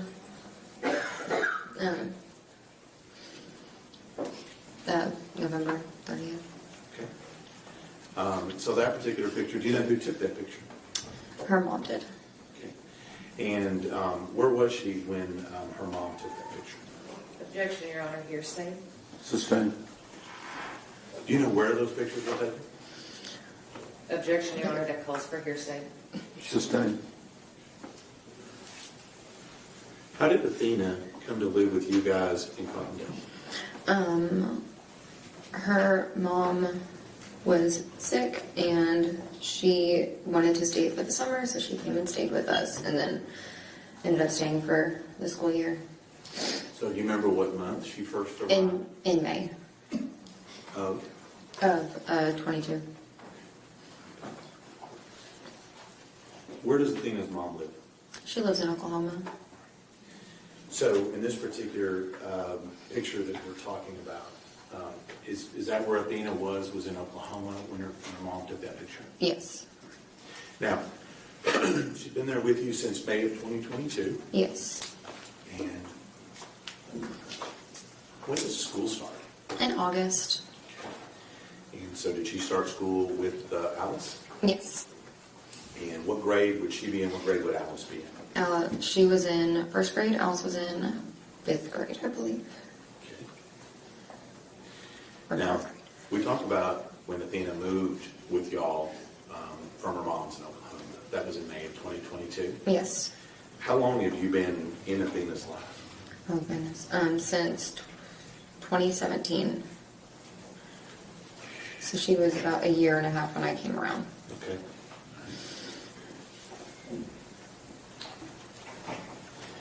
And we've seen a couple of pictures here in the courtroom of Athena. This one here, Yes. the red bow. Do you have a favorite picture of Athena? Yes. I'm not going to have you pull it out and show her anything, but can you describe that picture for us? Yeah. She was very much an outdoorsy kid, and it's her. She was about 5 years old, and her and Alice had been playing outside in the mud all day long, and she comes up to me and she's holding this gross little worm in her hand. She is covered in mud. Like, I mean, head to toe, it's all over her face, and she's so excited to have this little worm. That's my favorite picture of her. That's the one you go to. That's the one you remember. Thanks. Now I'm going to take you to November 30th, 2022. Okay? If you need a glass of water or anything, it's right there. Okay? That's a Wednesday. And did Athena and I must go to school normally that day? I think I already asked you. Yes. And do you remember any particular item of clothing that Athena was wearing that day? She was wearing some jeans with little red flowers on the pockets.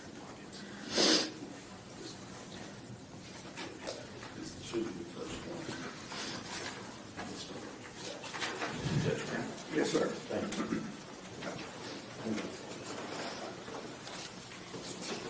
I'll show you what we've marked as State's Exhibit 6. Do you recognize those? Yes. What are those?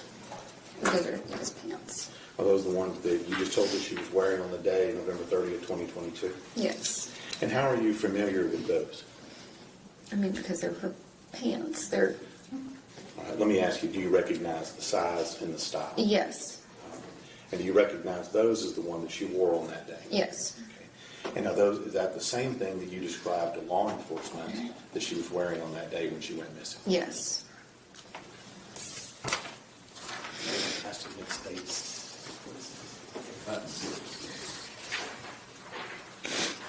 No objections. State's Exhibit 6 is admitted.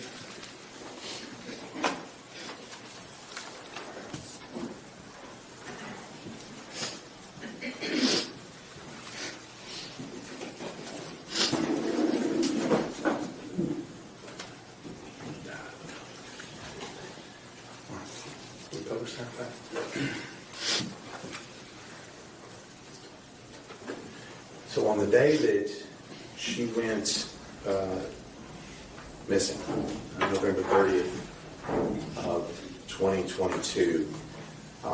We talked a little bit about what she was wearing, and you remembered that she was wearing these pants Yes. with the little flowers on the pocket. And that's what you told law enforcement. Yes. Let's talk a little bit about how we get to that point, okay? What time did the kids get home that day? Around 4:20 is when the bus usually drops them off. And was that normal for them to be home at that time? Yes. And so on that particular day, what's Alice up to that day? She had to go down to my sister-in-law's because she needed help with her homework. All right. And then what's Athena up to that day? She was up at the house hanging out with me and the baby, and doing her laundry and playing with her through the windows. All right. And I'll ask this from the mom perspective. What's she supposed to be doing there? She was supposed to be sorting her laundry. All right. How was that working out? Not very well. Okay. And is that kind of to be expected? Yes. What are you, mom of a 1.5-year-old, what are you doing I during was that time? I was cooking dinner. What's for dinner? Trout. Trout. Yes, trout. Just trout and nothing And else? trout and couscous. Okay. So mom and baby are cooking dinner. And during that time, the was supposed to be doing the laundry. Yes. Anything out of the ordinary up until that point? No, nothing. Now, this piece of property that you're on, do you know how many acres it is total, you and the sister-in-law? Me and the sister-in-law, it's 10. Okay. And let me just ask you, was it commonplace for the kids to play and be out on the property in the country? Very much, yes. And I noticed on the map we had up there before, there looked to be a little pond on that. Is that right? Yes. And so I'm just trying to get if it was normal for the kids to be outside in the country on the property. Yes, of course. So at this particular time, got you cooking dinner. What's Jacob up to? He had left for a hunting trip. Okay. Let me back up a little bit. So the kids got home, you said around 4:20. Yes. What time does Jacob leave to go on his hunting trip? Oh, goodness. Let me I ask it this don't way. remember. Did he leave before or after they got home from school? After they got home from school. So Jacob's headed hunting, correct? Yes. Yes. And you said after he left at some point. Do you remember when he left? I do not remember. And so we're sometime after the kids get home from school at 4:20. Yes. What time did you expect to have dinner ready for the kids? Around 6:30 is, about dinner time every night. Okay. And so I asked you earlier a little bit about the kids on your property. What kinds of things did Alice and Athena do on your property on that 10 acres? Oh, goodness. I mean, they would play and run around outside. They had their favorite tree that they would go to. They would run back and forth up and down the hill to their aunt's house to go play with her boys. Just being kids in the country. Okay. At some point, when did you discover that Athena wasn't where you expected her to be? It was whenever dinner was done. I was gonna go get her in the color. So tell us a little bit about between dinner being done and you looking for Athena. What happened in that little short time span? I went to get her. I saw that she wasn't in her room sorting her clothes. And so I, looked around, couldn't find her. I called Heather to see if she had gone down to her house. She said that she hadn't gone down to her house. Let me stop you. Let me ask you a couple of short questions here. Is Heather your sister-in-law? Yes. Is that the other house you pointed out to us? Yes. So it wouldn't have been unusual for Athena and Alice to go over to the sister-in-law's? No, not at all. Was she at the sister-in-law's house? No. Excuse me.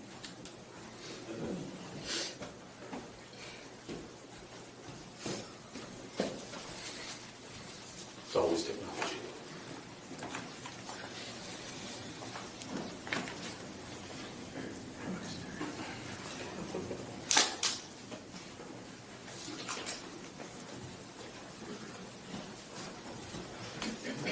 Back and running again. Was it unusual for her, like you said, they had a favorite tree? Is that right? Yes. What was it about this tree that they played on? I don't even know. It is, I mean, I guess the best tree there, and it was right in front of where the trailer was, and you know, they had all their toys around it all the time, and Okay. That's just where they chose to play. yes, And so you checked with your sister-in-law, yes, and Athena wasn't there. yes, And you checked the tree where they might be, she wasn't there. yes, I mean, I'm just gonna, did you basically just check your entire property? Yes. See if she was there? yes, Was she there? no. So once you kind of figure that out, what is your next steps when she's not where you think she is? And I called the police.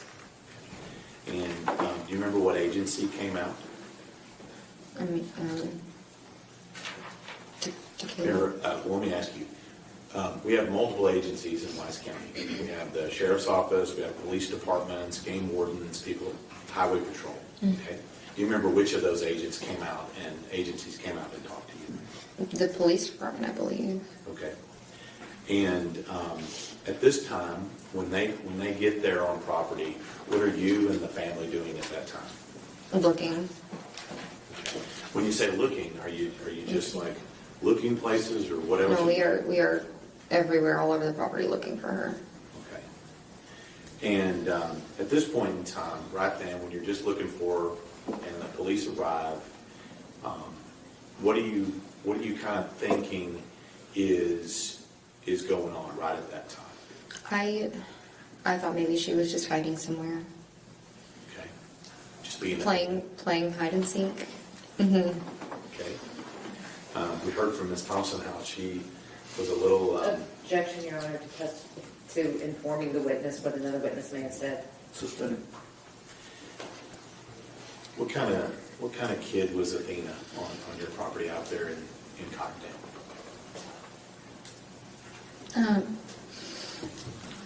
She was wild. She loved living out there. Loved just, the freedom of, being a kid. Getting to just run wild and free on some land. I think at the point you might call that being a little feral. Feral, yes. I've used that word. Right. Okay. So we're at the point to where everybody's out there, we're looking for her, we're not finding her. Are you thinking that it's, she's going to find her someplace? Right? Yes. All right. When did it start to sink in that she was actually missing and not just playing hide and seek? When nobody could find her. But the biggest one was when we were all huddled in a circle and the helicopters were flying over us and nobody could find her. So at some point, it wasn't just the one person from the police that came out, right? Mm-hmm. Yes. So on that particular day, on November 30th, what we're talking about here, how many, you said we had helicopters in the air. How many other police do you think showed up just on that day looking for her? I can't even tell you. There were so many. There were probably 50 or more people there. Okay. And let me just ask you, how many days did this search go on? 3. Okay. Now, let me just ask you, during your initial search, you said where you were out there looking for her, Did you notice anything unusual or out of place on your property? Yes. And what was that? The box. And we'll talk, let me just ask you, when we say the box, let me ask you, what do you mean when you say the box? It's a Walmart box. And can you describe it? It's a cardboard box with blue on it. And do you know why that box would have been out on your property that day? Because I had bought her Barbies for Christmas. And they were supposed to get delivered. Okay. So you're talking about this particular box. Let me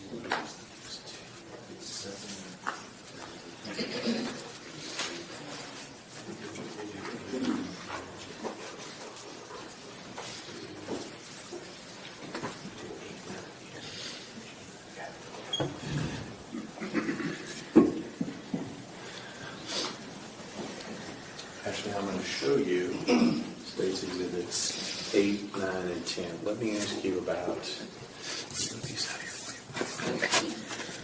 I'm going to show you States Exhibits 8 and 9. Do you recognize that? Yes. Okay. And what is that? That's the box that got delivered that day. Okay. And whose address is on that box? Our address. Is that the 268 address? Yes. Okay. And who's the person's name that's on that box? That's my name. Okay. And do you know who delivered that box according to it? FedEx delivered it.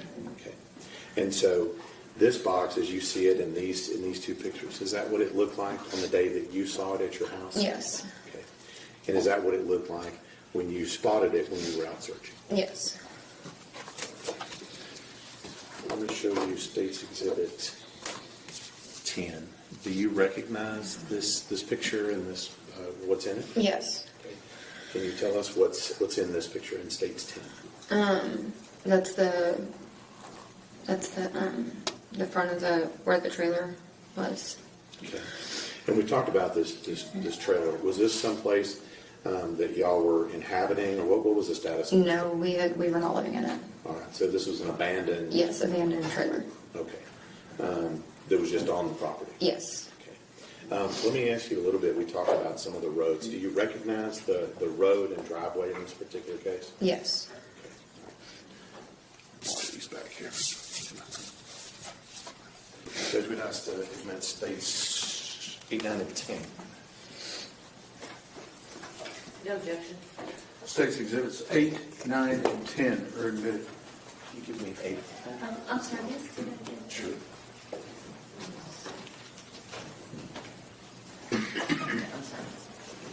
Good.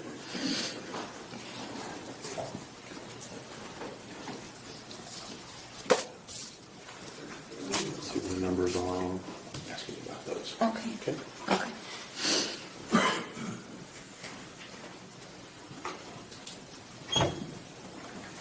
So this exhibit we're showing you here, is this what you were talking about before? It has your address on it Yes. and your name on it? Yes. And this is the blue box that you were talking about? Yes. The one that FedEx delivered? Yes. And were you somehow tracking whether or not this was delivered or not? Yes. Okay. It arrived at your house. Yes. Okay. Let me show you the.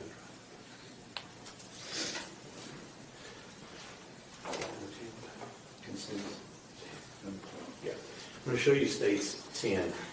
When we see this over here on the right, is that the same box that we're talking about? Yes. Okay. And I see what appears to be a little porch or something on that. Is that right? Yes. And is this part of that abandoned dwelling that was on that property? Yes. Okay. Now I see a lot of police cars parked there. Is that kind of what it looked like when they were looking for them? Yes. Now, we mentioned before that we have the circled drive on Yes. that map. Is that right? Yes. And so is this part of that driveway? Where The main driveway was right here, where you see the archway right there. Right. It just circled right past that. That's a little bit, Well, I'm getting- but it's all connected. Is this your driveway? Yes, this is our driveway. And that's where you found that box? Yes. So let's talk a little bit about that box, what did you say that you ordered in that box? Barbies.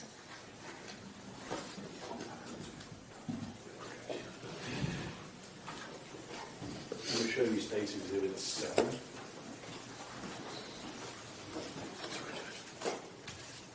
Do you recognize those? Yes. And what are those? Those are all you can be Barbies. All right. And do you recognize that is what you ordered? Yes. And who were those for? Those were for Athena. And do you believe this to be the same Barbies that were inside that box? Yes. Okay. They were delivered on that day, November 30th. Yes. Judge would have to submit State 7. No objections. State's Exhibit 7 is admitted. Actually, let me ask you, why did you order those Barbies? These specific Barbies, I mean, because it came with so many of them, she could get, 6 Barbies all at once. Okay. And what was the name on those Barbies? They were career Barbies. And who were those for? They were for Athena. For just present or for some other occasion? For a Christmas present. For Christmas. Okay. And that's what was delivered to you on that day? Yes. Now,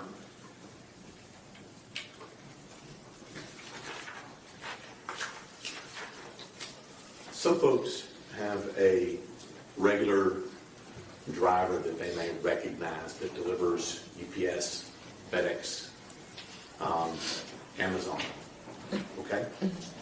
Do you recognize Tanner Horner as your driver? No. Had you ever seen him before No. that day? No. Ever? No.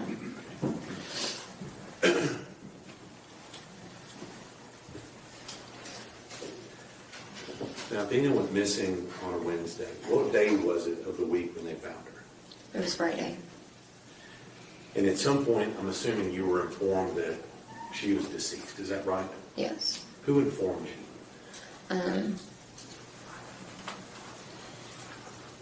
I believe it was the sheriff. It's a blur. Do you remember where you were? At the Cottondale Church. And who were you with when you found out she was deceased? I was with Jacob and Maitland. So, Jacob, your husband, Yes. and I didn't ask you, is that Athena's mom? Yes. Okay, Maitland? Yes. And y'all were there in the church together? Yes.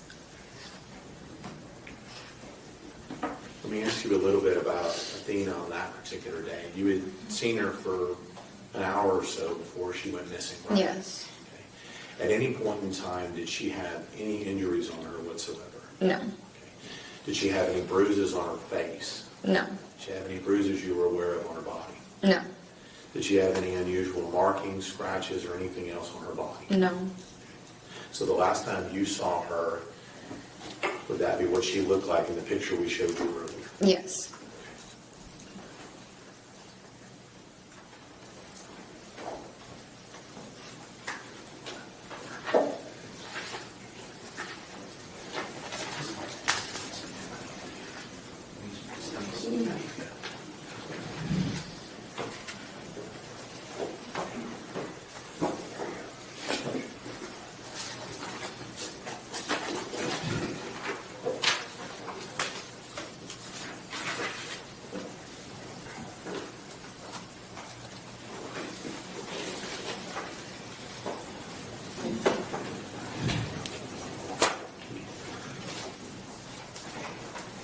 Show you State's Exhibit 12. You recognize the child in that picture? Yes. Okay. And who is that child in the picture? That's Athena. Okay. Does she look the same as she did when you last saw her on November 30th? Yes. Okay. Let me show you State's Exhibit 11.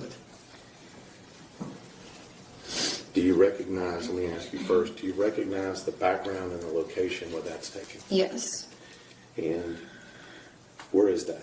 That's on the property 268. Okay. Is that where we also see Exhibit 10, the Yeah. driveway? Yes. Would that be where the police cars were parked? Yes. Okay. And you recognize that as being your driveway? Yes. Okay. And do you recognize the person that's in that picture? Yes. Okay. Now, will you agree with me that picture is a little fuzzy? Yes. Who's the person in that picture? That's Athena. Now, how do you know that that's Athena? Because I know my child. It's her. That's her hair, and it's just, little stick girl right there with her long legs. All right. Did you estimate states 11 and 12? No objections. State's exhibits 11 and 12 are admitted. Can I see 11?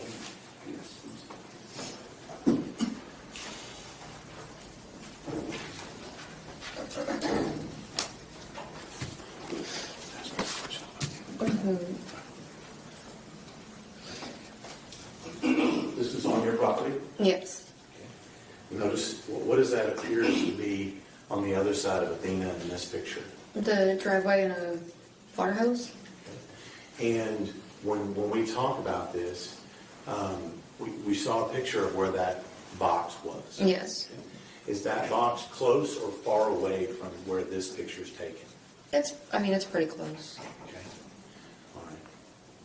And so that's Athena in that picture. Yes. Okay. Let me show you State's Exhibit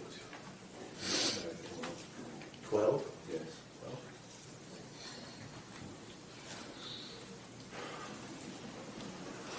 This is what you testified before. That's Athena in that picture. Yes. Do you recognize what pants she's wearing? She's wearing the pants that I described. Hold up that other picture. Let me ask you a question about it, would you? Do you have the other picture? This of the one? pants? No, the pants. The pants.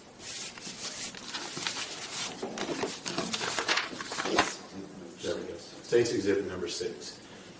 Do those look like the same pants or similar pants to what she's wearing? Yes. And is this what she looked like the last time we saw her? Yes. Now, let me just ask you, would she have had any reason to be inside of what appears to be a van or truck at that time? No. Your Honor, speculation. Or Would she have had any reason to be in a truck with that individual that's depicted in that picture? No. Okay. Did you give her permission to be in that truck? No. Did you give her permission to be taking a ride with that individual in that picture? No.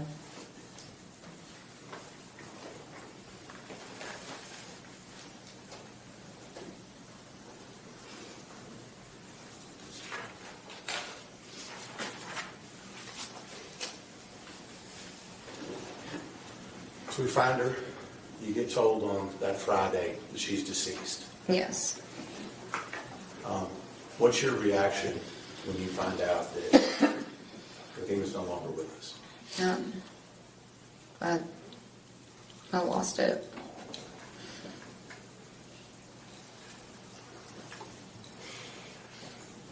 I just don't know how you're going to react to something like that.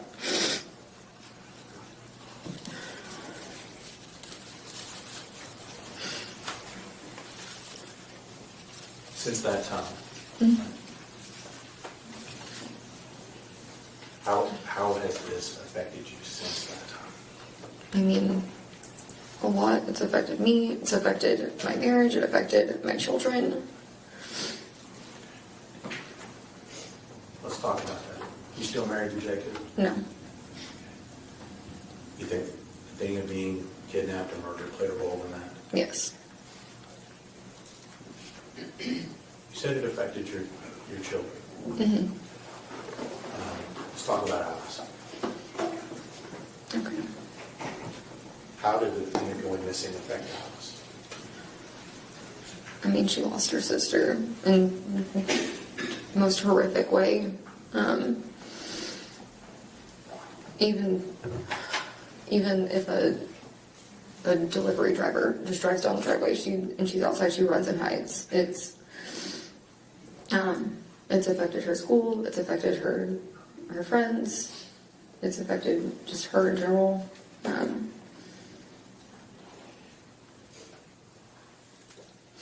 She has nightmares. About her sister. Yes. How old's Alice now? She's 14. It's still affecting her. Yes.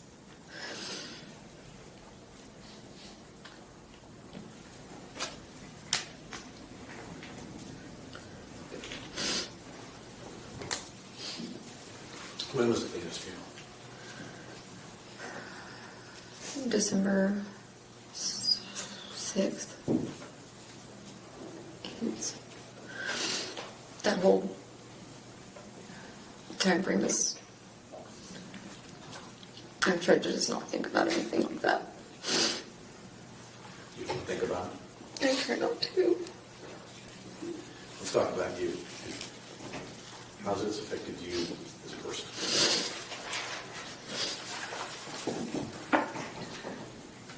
I'm not the same.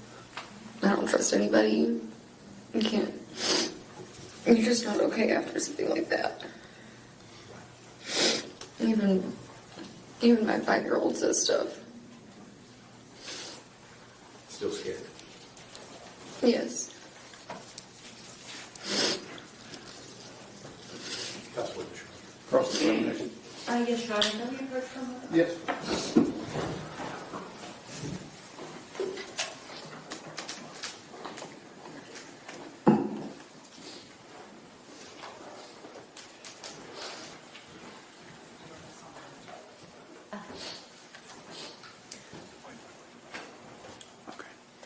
I was going to say,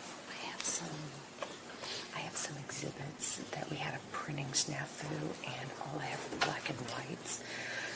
If admitted, what we would like to do is get them printed on regular in color. I'd like to display them in color, but I didn't know if you wanted to see them beforehand. I've already shown them to the state. State of Jackson. Wait, so you're going to admit them in black and white, and then you want to display them in color? Yes. Because they appear on the computer in color. Correct. And then we would like to swap out the black and white for the color because we're getting them reprinted. Okay, so what we can do is we can have what are they marked as? They're not marked, they'll be defense 1 through 5. Okay, so what we can do.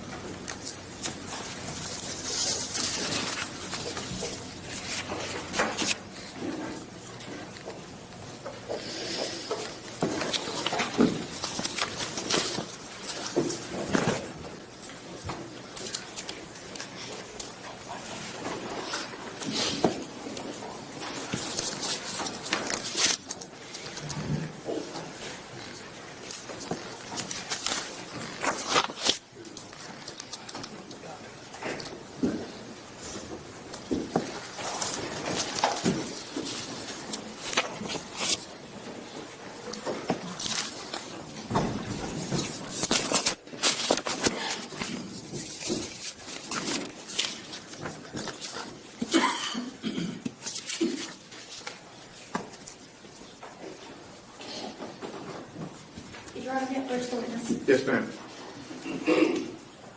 Ms. Strand, I want to hand you what has been marked as defense exhibits number 1 through 5. If you take a look at those, please. Yes.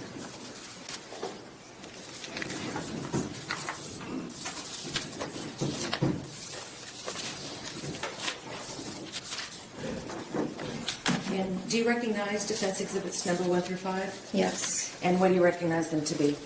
The property? And this is the property that you were living on at the time of Athena's disappearance? Yes. Defense offers defense exhibits 1 through 5. Have you shown them to the Yes. state? I'll show them again.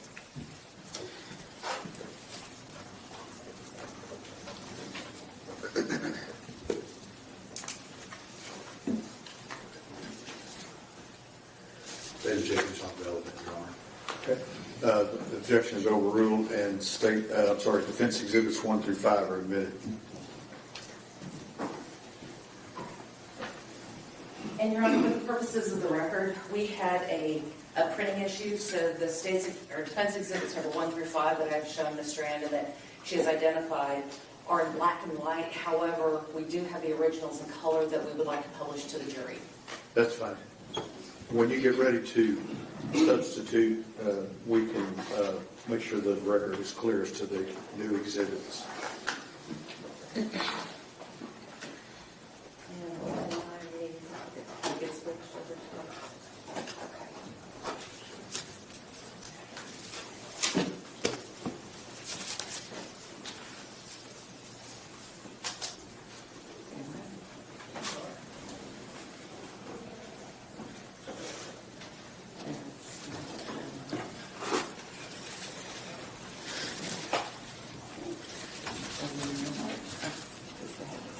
I'm sorry, Your Honor, I'm having technical difficulties. Take your time.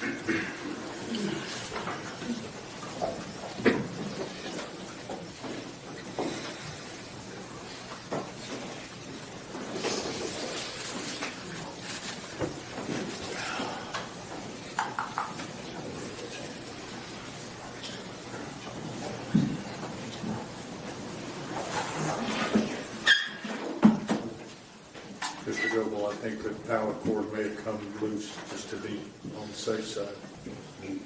Thank you.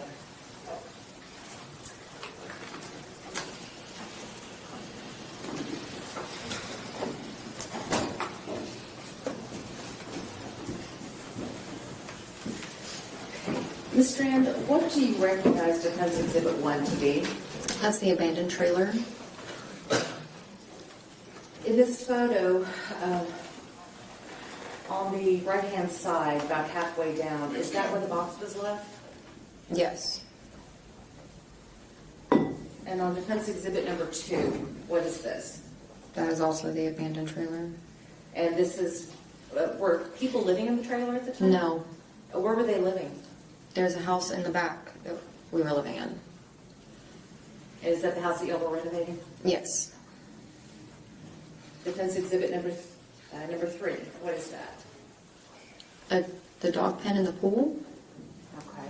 And this is still on the property? still the same property. Defense Exhibit number 4, what do you recognize this to be? Still the property, it's the outdoor shower. Was there running water in the house? Yes. Were there, why an outdoor shower? Well, we were in transition, trying to get it just finished and ready, and that's, And lastly, Defense Exhibit number 5, what do you recognize this to be? That's the girls' room. Can you see the girls' room from the main house? Yes. And can you see the girls' room from the kitchen where you were preparing dinner? If you peek through the window, yes. From the kitchen where you were preparing dinner, would you have been able to see the delivery truck drive up? No. On that day, or let me back up, these photos are an accurate representation of your property on that day? Yes.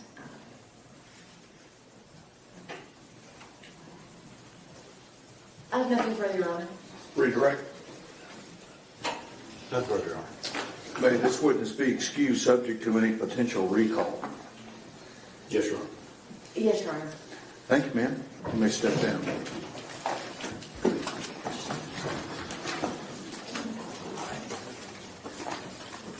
Would you consider a quick break? Okay. Give us about 10 minutes, and we'll call you right back in. Your lunch should be here about 12:30, so we're going to work until that, up until that point, okay? 10 minutes, everybody, 5 till 12.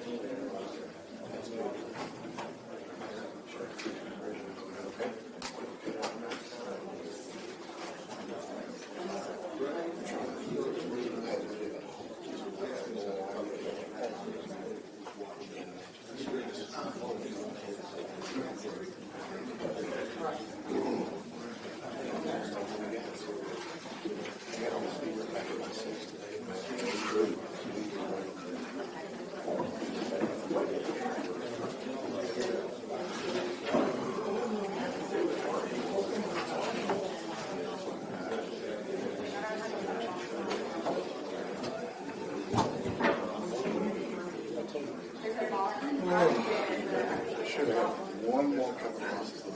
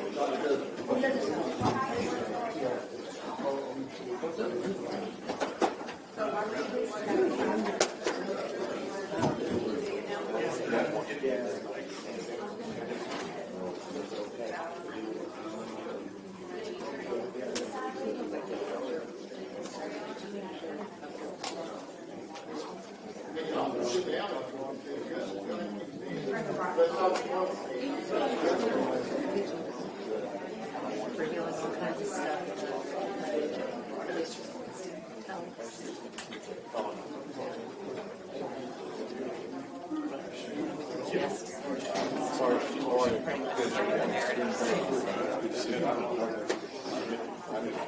We'll call if you need.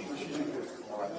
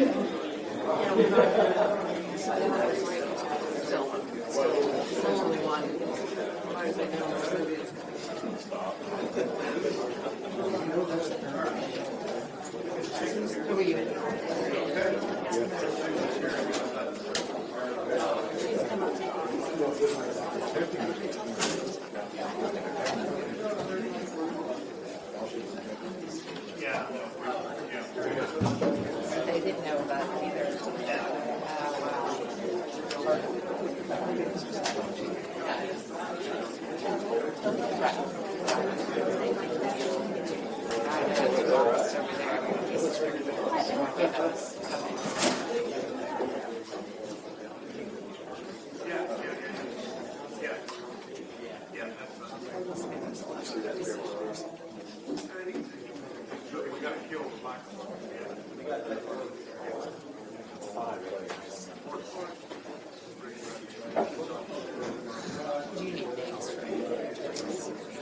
Okay, one other quick thing to do.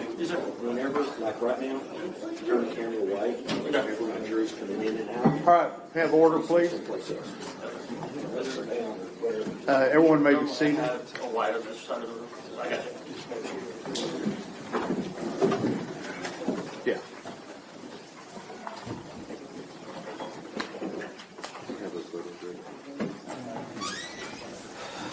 All right, the defense has requested some testimony outside the presence of the jury with this next witness, and the witness has been sworn, so state may proceed. Or what, you have, okay, let me, what are we doing? Your Honor, the state had shown us some exhibits yesterday that they anticipate Sheriff Aken will be testifying about. Okay. And rather than taking him on voir dire in front of the jury, since the jury was out, we can go ahead and basically do our voir dire on those photos now. Okay, so the defense is satisfied as to what exhibits the state wants to introduce through this witness. You just want to ask him some questions. Correct. Okay, all right, Ms. Anderson, now I know what you're going. Okay, go ahead. I will need the exhibits from the state. Here's all of them. Oh. I think they're only addressing the first set.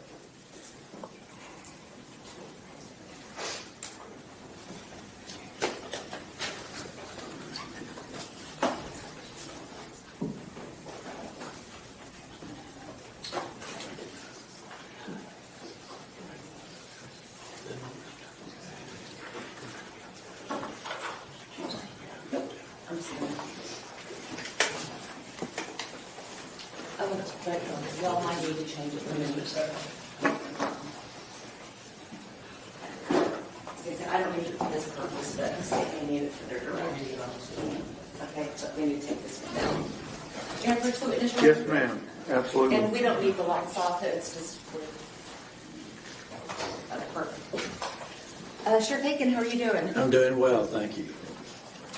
Sheriff Aken, I'm going to hand you what has been marked as State's Exhibits number 13 through 21, and ask that you take a look at those for a moment.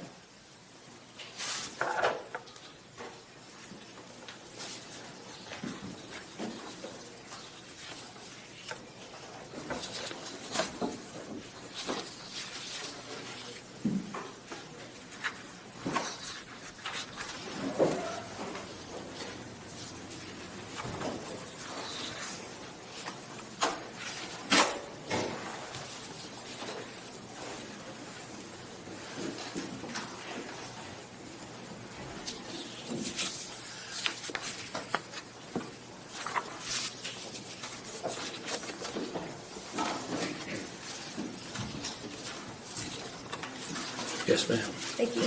Did you take any of these photos? I did not. Do you know who did take them? I think some of those may have come from a video. Did you take that video? No, I did not. Do you know who did take that video? I do. And who took that video? The defendant. The defendant took the video? That's what I'm thinking. It was in the vehicle that he was driving. So this came from the camera that was on the truck? Yes. Okay, so you're not saying that Tanner Horner took the video Well, himself? he was driving the vehicle that had the camera. Did you prepare these documents? I did not. Did you take the still shots? I did not. Other than looking at these photos, do you have any knowledge about their origins, creation, anything like that? Well, all the images, I remember those days and those times and the things that are going on there. So that's the way it was that day. Were you in the truck? I was not in the truck. So these are not based upon your perceptions, are they? They're based upon what was filmed by someone else. Well, it's my perception as well because I was there. And so I do see exactly what was going on that day.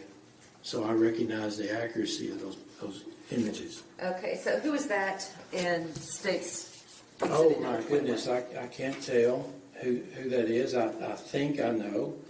That may be one of my deputies. Maybe one of them? Maybe, but And- it's really kind of foggy or fuzzy there. I can't tell, but that's our marked unit there, and we had these toilets there as well. What So I time of day remember- was this taken? Sure, I think probably it's on the day of December 1st, I would think. On State's exhibit number 20, what time of day was that taken? Well, it's probably about the same time. Same time, looking at the clouds and the light, probably about the same time. State's exhibit number 18? Yes, Can you ma'am. identify anybody in that? I recognize the vehicles, and we had so many people there, helping.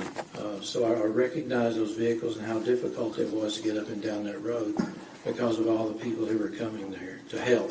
And what time of day was that taken? I think that's probably about the same time. Again, looking at the clouds and the light. State's Exhibit number 19.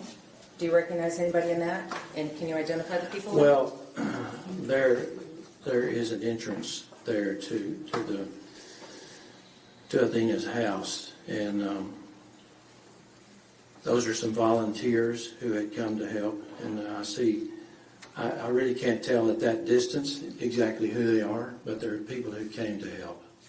And you didn't take this picture either? No, ma'am. And what time of day would this occur? This is going to be about the same time as that one. But you don't know for sure, do you? You're just guessing? No, I'm not really guessing. I think that's based on some knowledge there that's probably about the same time. And It's coming from a moving truck. so you said probably at the same time, but before you said you didn't know what time that was. Well, I don't, but I know it's about the same time of day. Okay. Whose car is that in State's Exhibit number 17? Well, that's one of my deputies' Do you know which cars. deputy? No, One at a time, everybody. One at a time. I don't. Okay. In State's Exhibit number 16, whose vehicles are those? Those are the vehicles of the people who came to help us. And what time of day was this one taken? Again, it's about the same time. And Again, I would say mid-morning probably on the 1st Okay. of December. State's Exhibit number 15. Yes, Whose ma'am. property is that? Obviously, it's a T.R. Murphy ranch, and I know that's out on 2123. It's not too far from the entrance that goes on 3573, where the Athena's house was. So this is on the farm to market road. Do you know who owns that property? I do not know. State's Exhibit number 14. Again, you didn't take that photo? No, ma'am, I didn't. And you didn't prepare that photo? No, ma'am. If that photo was taken from a vehicle and the video on the vehicle, right? That's correct. Okay, and you did not have access to that video, did you? No, I've just seen the video. And you weren't on the truck when the video was taken? No. Okay. Whose vehicles are those? Well, again, that's that same deputy's vehicle that's parked there that you showed me just a minute ago, and these are probably some of the same people who came to help us that day. And lastly, State's Exhibit number 13. Whose vehicles are those? Those are more good citizens of Wise County who came to help us find Athena. And again, you didn't take this photo either? No, ma'am. It didn't prepare the document or the exhibit? No, ma'am. Who prepared State's Exhibits number 13 through 21 for you? I don't know. So you don't know whose hands they went through? No, I just remember that's accurate. That's the way it was that day. Okay. I'll pass the witness, Your Honor. Any questions? Sheriff, do you recognize each and every one of those about the scene in each and every one of those? Yes, sir. And do you recognize it as the scene as it occurred on December 1st during the search for Athena? Yes, sir. And whether or not you took the picture, do you recognize the road going in? I do. Do you recognize the location of Athena's home and entrance on that? Yes, sir, I do. Do you recognize the entrance to 3573? Yes, sir. And how did you come to be have that knowledge? Because I've seen the video from the truck. And during that time, were you a depiction of the scene as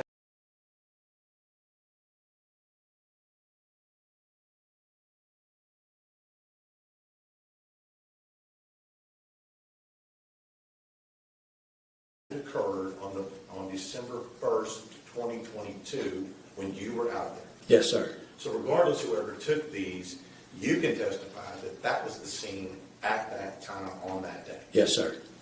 Nothing further. Ms. Anderson? I have nothing further, Your Honor, but I do have argument. I'm ready to hear it. Your Honor, let's see the photos. We had a lot of probables. it probably was at this time, it probably was on this date. Mr. or Sheriff Aken is not testifying from what he knows, but what he was given by someone else. He said that he was out at the scene, but he couldn't identify the cars, couldn't identify the people. He didn't prepare these. So the only thing that he can testify to is that this is what he saw on a video. He can't testify that that he was on the scene when this occurred. He cannot testify he was on the scene when any of these occurred. And so whether or not this, we would concede that this represents what happened when these photos were taken, but Sheriff Aken cannot testify that these are accurate when he was out at the scene, because he wasn't there when these were taken. Those objections are overruled. You may have a running objection throughout this testimony in regard to states, if they offer states exhibits 13 through 21 in the presence of the jury. Both sides ready for the jury? Back to the jury. Y'all ready, defense? Yes, Your Honor.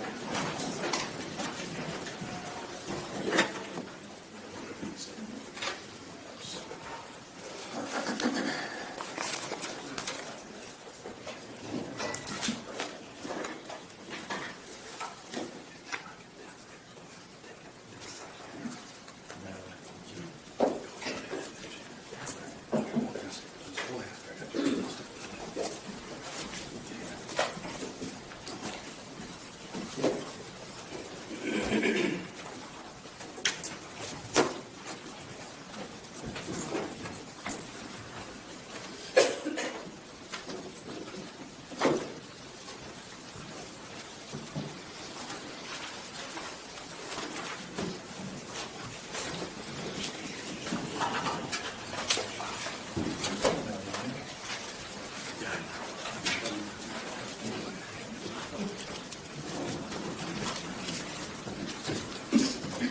All right, everyone may be seated. Ladies and gentlemen, this witness has been previously sworn to testify truthfully. Mr. Stegman. Thank you.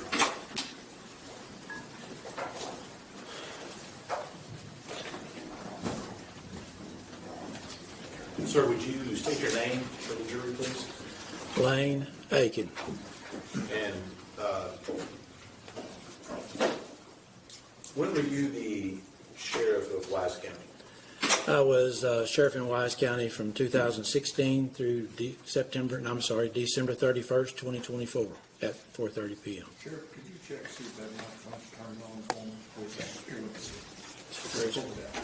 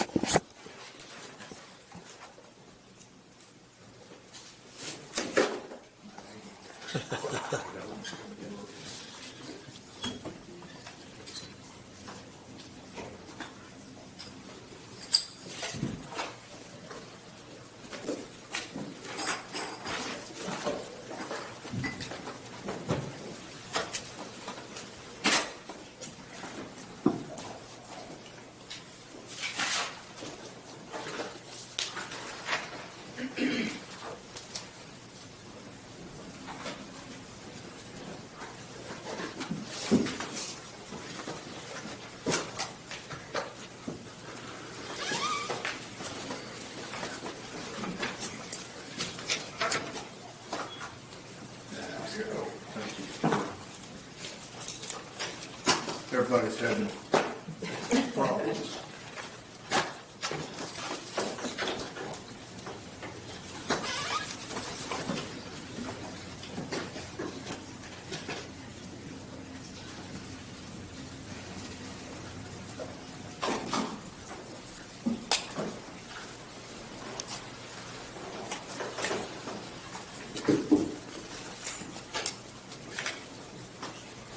I went to school at A&M. Then you should be good with the engineering aspect. I was not an engineer.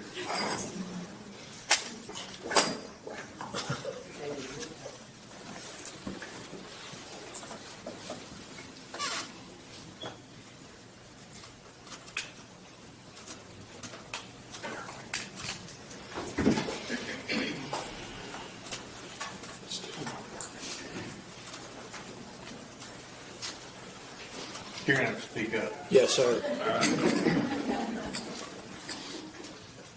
Sheriff, you have your marching orders now. Lane, were you sheriff back in November of 2022? Yes, sir, I was. So you refer to these questions, I'm going to refer to you as sheriff. You okay with that? Yes, sir. So during this time before you were the sheriff of Wise County in 2016, were you also in law enforcement at some point in your career? Yes, my career in law enforcement started in 1974. And so from 1974 till you retired in the end of 2024, Yes, sir. You maintained a peace officer license in Texas? Yes, sir. And I'm going to fast forward you here a little bit. And at some point, were you promoted and made a Texas Ranger? Yes, sir. That was in 1987 at November 13th, 1987. I notice you remember that day. Yes, it was cold. Right. And at that point, how long did you serve the state of Texas as a Texas Ranger? It was 16 years as a Texas Ranger, 16 and a half. And did you retire at some point from being a Ranger? In 2003. Now, during your career, and just so we know a little bit about your experiences, did you have any big cases that you handled being a Ranger?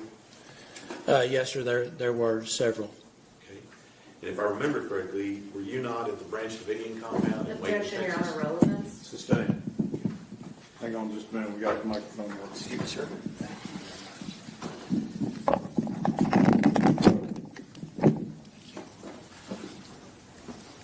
We good? Yes. And during your time as a Ranger, did you ever have a chance to have any training experience in missing persons? Yes, sir, we did. And so when you started being sheriff in 2016, did you go directly from being a ranger to being a sheriff? I noticed there's a gap in the middle. What were you doing in that gap? Well, there was a part of my career that I was an enforcement captain for the sheriff's office, but I also worked for AT&T for 10 years on and off. But during that time, I was also a reserve for the Rangers as well as for the sheriff's office. So you got back to being a sheriff back in 2016. Yes, sir. All right, and let's just talk just a little small amount about missing persons. In your time as the sheriff in Wise County, did you ever have a chance to be a part of any investigations where a child had gone missing? Yes, sir. We've done that several times, and even so when I was a highway patrolman and as a Texas Ranger. And based on your training experience, what's the most likely scenario when a child is gone missing for a short amount of time? That child's going to be at home, close to home, under the house, under a bed, just any number of things. It's always, most always, it was some good news that we could find that child. All right. And did that happen from time to time in Wise County as well? Yes. And then if the child is not found soon, in a short amount of time, what's the most likely result of that? Well, anytime we have a situation where a child is missing, we spend a lot of time right there with the family looking. We're looking, and we've got a lot of folks who come and help, especially with now that we have the internet that can bring people together to look for these folks. So usually we spend a lot of time with the parents and the family. But as time goes on, you realize, because it starts out, you're doing the search. The search is right here. Everybody's focused on searching. But then as time goes on, we're not finding that child, especially if it's cold outside, any other difficulties there are. So the investigation starts right here, down here. And as time goes on, that investigation increases, because you know that we've got a problem, because this child is lost or is missing. And it is the worst thing that you would think might happen, but that someone has taken that child. So I'm going to take you back to November of 2022. When did you first hear the name Athena Strand? That was probably about 7 o'clock on the night of November 30th. All right. And as sheriff of Wise County, is that where Athena went missing in the Cottondale Paradise area, is that covered by the sheriff's office at that time? Yes, sir. And we have other places in the county, cities and other things that will be covered by police departments, but this was covered by the sheriff's office. Yes, it's the rural part of Wise County. And so at 7 p.m., you hear about Athena Strand. What does the sheriff do as an initial response at this time? Well, I was on my way back from Austin, and my intent was to stay over in Llano because I was thinking it was the same thing, just a missing child, going to find her under the bed, in the closet, playing with a friend. So I kept contact with not DPS, but the Sheriff's Office dispatch. And when I found out that she hadn't been found within a 2-hour span, then I drove from Llano back to Wise County. And during the entirety of this investigation, were you pretty much on scene during all of this investigation? Yes, sir. And I want to give the jury a picture, Judge Matt. Yes, sir.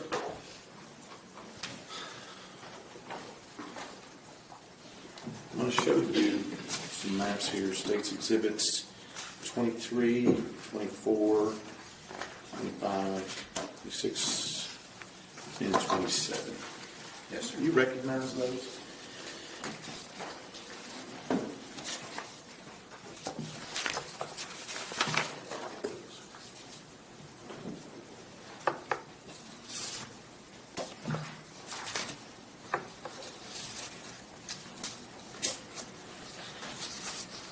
Yes, sir, I do. Okay. And can you give the jury a general idea of what are we looking at here?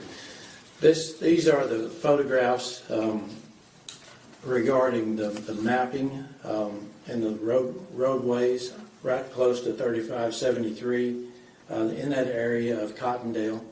All right. Now, are you familiar with this area during your time as sheriff? Yes, sir. Okay. And do you believe these maps accurately represent the surrounding roads and cities, towns, and things in that area? Yes, sir, that is accurate. And is this the area in which Athena Strand went missing? It is. Judge, we'd have to ask you the next 24 through 23, excuse me, through 27.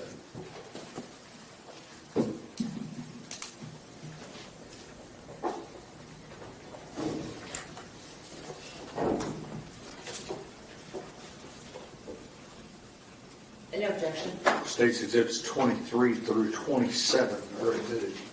Sheriff, I'm not going to get too deep into this. We've got a little information already. Let me show you 23. Yes, sir. And can you just give us an idea and from where we are right here today in the courthouse, where Cottondale Paradise is in reference to where we are in Tarrant County? Well, it's northwest of here, probably by road. I would think it's about 35 miles from here to there. In this area that we're talking about, Cottondale Paradise, is that urban or rural? That's rural. Okay. So would I be right to assume it's Post Oaks and Mesquites? Yes, and Cedar. Cedar, okay. Now, on this particular location here, as we go between the towns of Cottondale and Paradise, what's the primary road that one would use to go between Cottondale and Paradise? 2123. Okay. And is that a farm to market or a county road? It's a farm to market. Okay. And let me show you.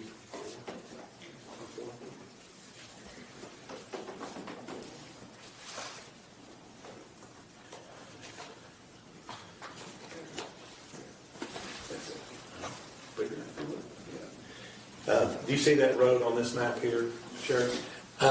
Yes, sir, I think I do. Okay. Is that the road going east and west there, the main road? 2123? Yes. Yes, sir. And just to fast forward a little bit, is Athena Strand's residence off of 2123? Yes, sir, just to the north, Okay, and do you know what county road that's on? 3573. All right. And let me ask you a few questions about the scene on 3573. Was that part of your job to coordinate and set up the search for Athena Strand? Yes, sir, it was it being sheriff. Basically, the sheriff is in charge, but we bring in folks from so many other agencies to help us in that search. So let me ask you, let me just start from the very beginning. Once that she is not found in a short time period, what assets do you as the sheriff bring to bear to help find her at that time? Well, the sheriff's office responded. Of course, we called in the Texas Rangers because we find that it's important that we use all the agencies that we can. We have the game wardens that were there, and they're always great. Fort Worth PD, they sent a helicopter or two. We also had some drones that came in from Denton County. And Highway Patrol, we had many of them there, as well as the voluntary fire departments. So we're bringing all the first responders that we can find, we're bringing them to help us find this child. All right. And now it sounds like what you're talking about, most of those are sworn personnel, is what you described. Yes. Was there anybody else assisting in this search besides just the sworn personnel?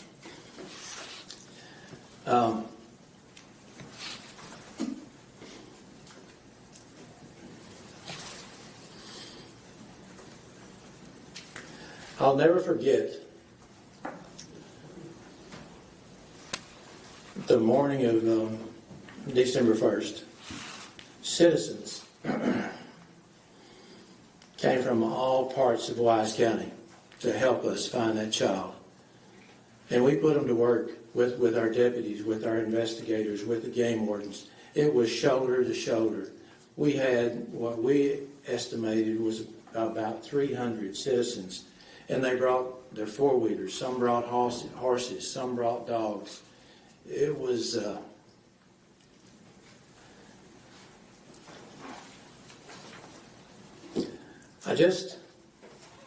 I appreciate the fact that so many people came out there to help us that day. So we have all these people out there. We have a mixture of sworn personnel. We have a mixture of citizens out helping. Yes, sir. And were you on that scene frequently? Yes.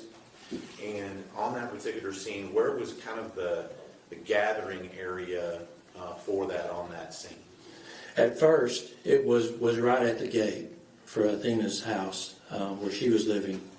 But as time went on, we moved it over to Cottondale to the firehouse there, the volunteer fire department. Let's stay focused on 3573 here for a minute. Okay. Are you familiar with what the scene looked like at that time? Yes, sir. Are you familiar with where you had your own sheriff's assets placed at that time? Yes, sir. And then up and down the road, are you familiar with what it looked like on that December 1st that you just talked about? Yes. And if we were to look down this road, if we were to go back to December 1st and look down this road, what would we see as we were driving in to Athena's road? We would be seeing those citizens in their vehicles that I was just talking about. Okay. And would we also see any sworn personnel or those type of vehicles? There are some, but really we were overshadowed by the number of citizens who came to help. Do you have a number of how many citizens you believe were out there helping? Well, we had the EMC helping us, emergency guy, Cody Powell, and he numbered 300. These are just citizens? Yes. In addition to your law enforcement? Those who actually registered, because some came on without registering. So 300. So let me just go through here, and I want to show you some pictures here, so we'll get a little bit of an idea of the scene.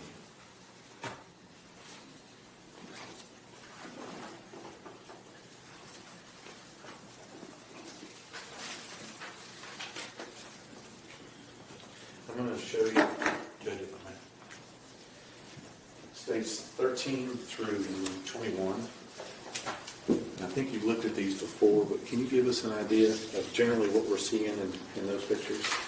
Yes, sir. These look like, that's the route on 2123 turning into 3573, and looking at it, it looks like it's the morning of December 1st, 2022. And what we see are the vehicles of so many citizens who came and helped. And you see from time to time a marked unit of ours, of the Sheriff's Office, as well as from other agencies. And we see the search people. There's some organized searchers, all the way to the end of that road that went to a cul-de-sac. And that's pretty much it. All right. And do you recognize those pictures as being descriptive of what you saw on that day, December 1st, 2022? Yes, sir, I do. State's Exhibits 13 through 21. Do you have any objections other than those previously made known to the court? No, Your Honor, no further objections. All right, those objections remain overruled. The State's Exhibits 13 through 21 are admitted.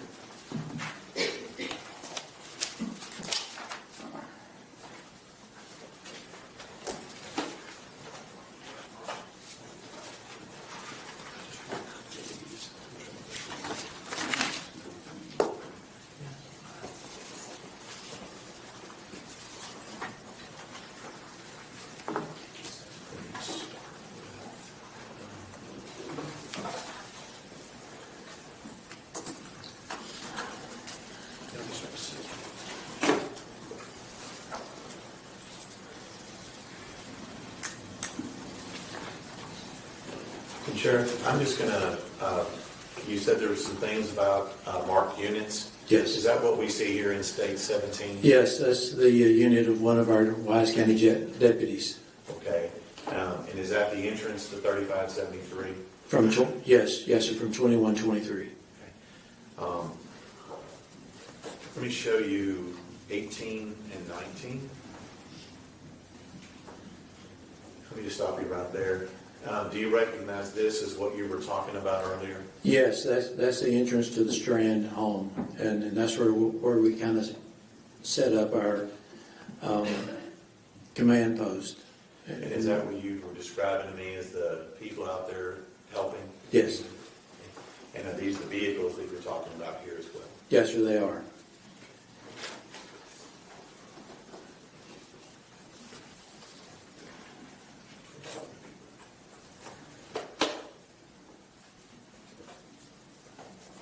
And I notice on States 21 here, is this the same entrance to Athena's house? I think that is probably just a little bit beyond that, but it's close. Okay. And I noticed what appears to be porta potties out here. Mm-hmm. Is this was required for the amount of people that you had? It was, and those were donated, people to help. So this search is ongoing from November 30th. This is on the 1st. Yes, sir. When does the search end? It never ended. Well, let me ask you. At some point, were we able to locate Athena Strand's body? We were, yes, sir. And at that point, did the sheriff's search for her as a missing person end? Yes, sir. At that point, that's when the search for Athena stopped. Now, as part of the search and what's going on, did you approve and put out a missing persons bulletin through the Texas Fusion Center? There was one, and I approved it. Let me show you what's marked. It states 22. Do you recognize this? Yes, sir, I do. And is that what we just talked about, being Yes. the missing persons report? Yes, sir. That you approved? Yes. And what types of things that are usually contained in a missing persons bulletin? Well, it's when last seen, what she was wearing, and what she looks like, age, pictures, if possible, And I think that, other than that, the locations. All right. And this would this be something that went out to law enforcement or to everybody? That went out to law enforcement originally. And do you recognize this as what you approve? Yes, sir. Statement officer, State's Exhibit 22. Your Honor, we'd object. It is hearsay and is not covered by the exception of 803.8C. It was created by law enforcement, for law enforcement, and we would object under hearsay. That objection's overruled. State's Exhibit 22 is admitted. 22, correct, Mr. State? 22, yes. Okay. Sure. Okay. And so that goes out to law enforcement. Are you aware of how it goes out? Is it electronic? Is there a bulletin? How does it go out? It was an information bulletin that was sent out from Austin to all the agencies in Texas and generally the states that are adjacent to Texas. So as the sun sets, if you will, on December 1st, have we located Athena's body as the sun sets on December 1st? We had not. And I think you mentioned before, the search continues and all the assets are still in play at that time. Yes, sir. Now, you mentioned that you involved the Texas Rangers, Yes, sir. your old employer. Yes, sir. And who was the lead ranger working on this case? Job Espinoza. Okay. When we say Job, is that like the Book of Job? Yes, J-O-B. And then you said there was some assets from the FBI as well. Is that right? That's correct. And then I think you also said that you had game wardens and a host of others. Yes. Now, while law enforcement and your people and all these assets are actively searching, what else is the sheriff's office and law enforcement doing to locate Athena Strand? We were still staying, it was just right there around that area. We were looking hard. We started looking at all the waterways in and around where we were right there in Cottondale. We were using still aircraft as well as drones that helped, and they were remarkable. But as hard as we were looking, we weren't finding her. All right. And at this point, are y'all investigating and looking into the thought that this may have been some form of abduction and not a missing child? Well, at that point, it seems like it had come down on the searching. We're still searching, but we don't have as many people focused on that as we do have people focusing on the investigation. So it's about half and half.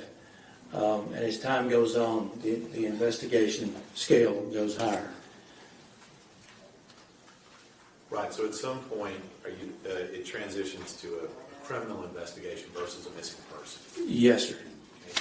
And at that point in time, who was working the criminal leads in the criminal investigation at that time while the rest of the assets were searched? We had the FBI were there, and they were helping tremendously with their digital evidence that they were able to bring forth, as well as the Texas Rangers and our investigators from the Wise County Sheriff's Office working hand in hand as we looked and trying to find what happened, where is Athena. So we got to the point that we just slowed down the investigation, not the investigation, but the search, and we just really moved up on the investigation.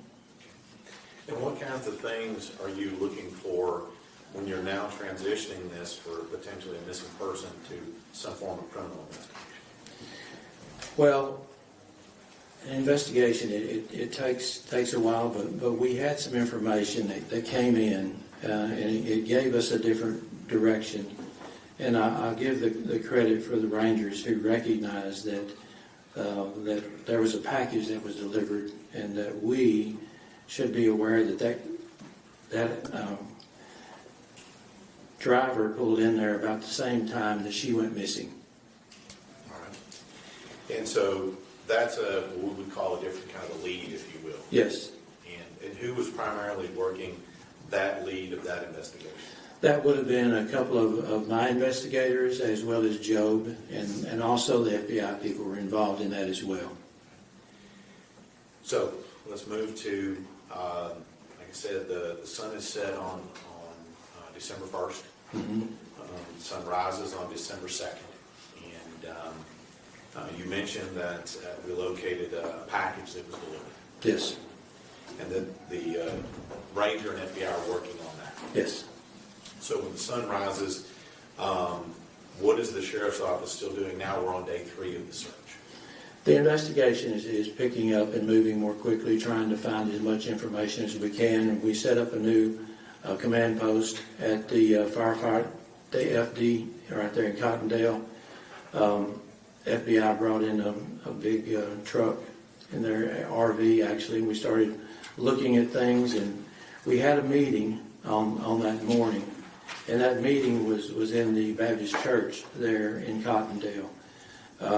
So there were, I don't know, probably 30, 35 investigators, as well as some of the deputies who were there as we were looking at all the leads that we had. FBI, Texas Rangers, and all of our people, as well as other agencies who were coming in there helping us with that. And we had new direction, more so than we had before, and we felt as though we're going to be able to get this thing solved on that day. All right. So let me ask you, who was able to locate Tanner Horner as the operator of the FedEx vehicle that day? I know that Job, Ranger Espinoza, I know that he was... Your Honor, I'll object to anything that Ranger Espinoza said. You do not testify to anything that anybody told you, Sheriff, but you may testify as to who was there. Yes, so it was the FBI and the Texas Rangers, as well as some of our investigations, tracked that down and found out who that driver was. Objection, Your Honor. Again, this is hearsay. Overruled. So once you track down the driver, and that driver being Tanner Horner, to your knowledge, what goes on once they locate him as the driver? That, I really think that I probably need to leave that to Joe, because I know it was falling in place quickly. And we were back we had another press conference at the Sheriff's Office when all of that fell in place. And I learned of it after the press conference. So for things that involve that lead, that FedEx driver lead, Tanner Horner, that was Joe, the FBI, and your investigators? Yes, sir. And we'll talk to them. All right. So at some point, when did you first learn that Athena's body had been located?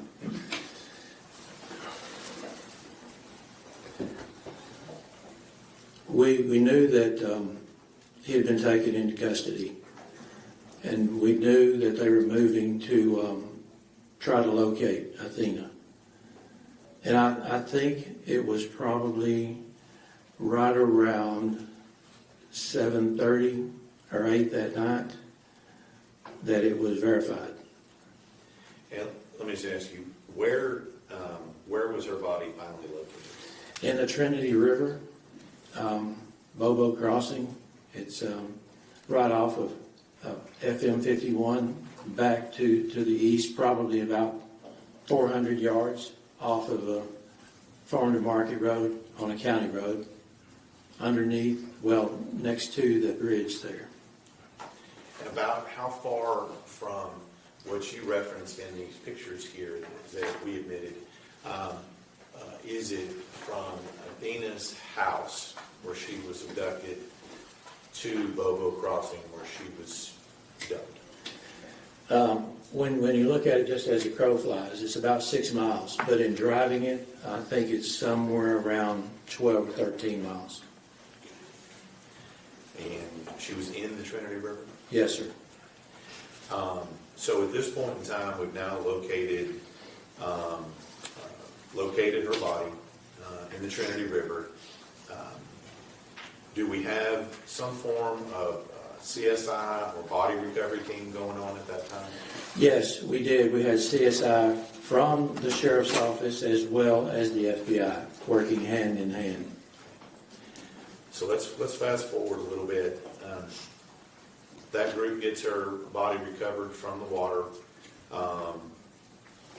What is the role of the sheriff and the sheriff's office going forward once we've recovered her body? My main focus at that time was the family. They were all at the Cottondale Baptist Church, and we had the media. They were just around everywhere, and they were shouting at me from across the parking lots, and we weren't ready to talk to because our focus was the family. And I'm assuming at some point when you say the family, were you the one who notified the family?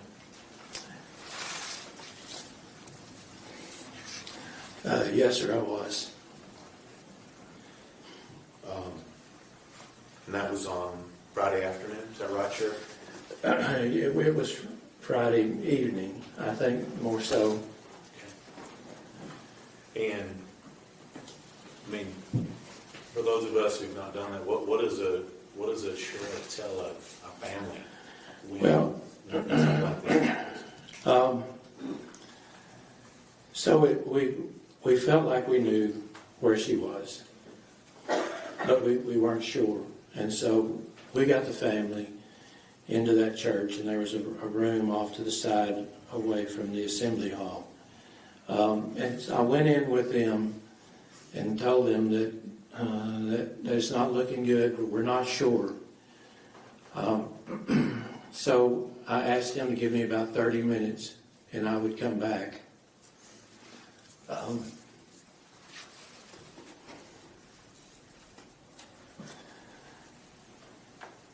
That I could bring the truth back to them and what the findings were. So I went with the SAC from FBI. I went down to Volvo Crossing and that bridge, and we both went down to the river, and that allowed me the opportunity to tell them exactly what was true. It's something it's really hard to do, but my focus was that family. I wanted them to know before any of the media. I wanted them to know, and so that gave me the opportunity to go back and have that second meeting with the family.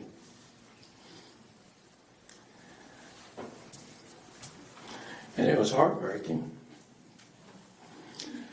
And they were just devastated. I don't know, there were probably 8 or 10 members of the family in there, and it was a Sunday school classroom. And I wish I could have done something to make it better, because we were hoping, right to the last minute, we were hoping that she was alive and well. But the information I brought back was not what they wanted to hear. We're going to stop right now so that we can take care of the jury, and we will start back up at 1:45. Everybody, 1:45. Thank you.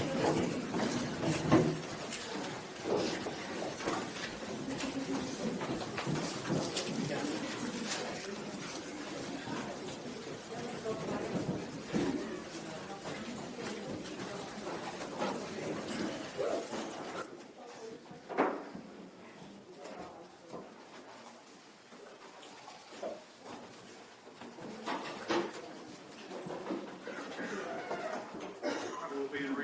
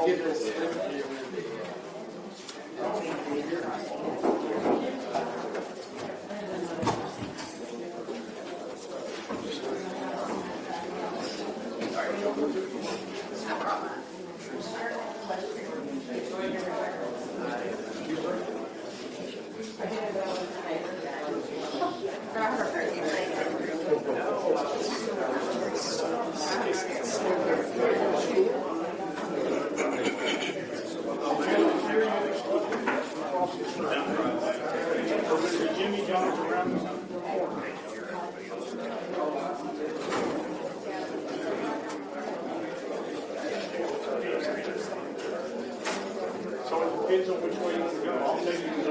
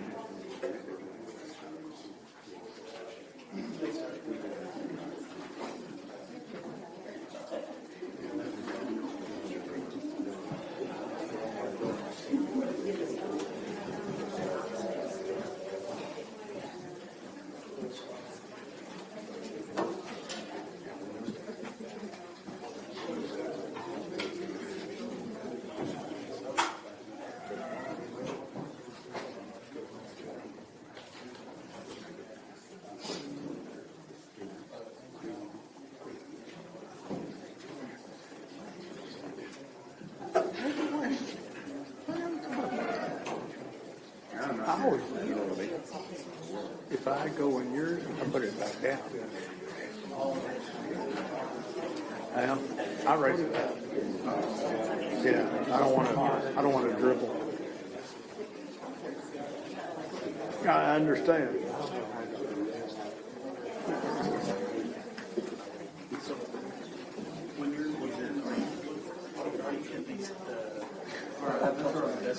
I'm trying not to. I'm actively avoiding it. But there's some where I'm doing a wide shot.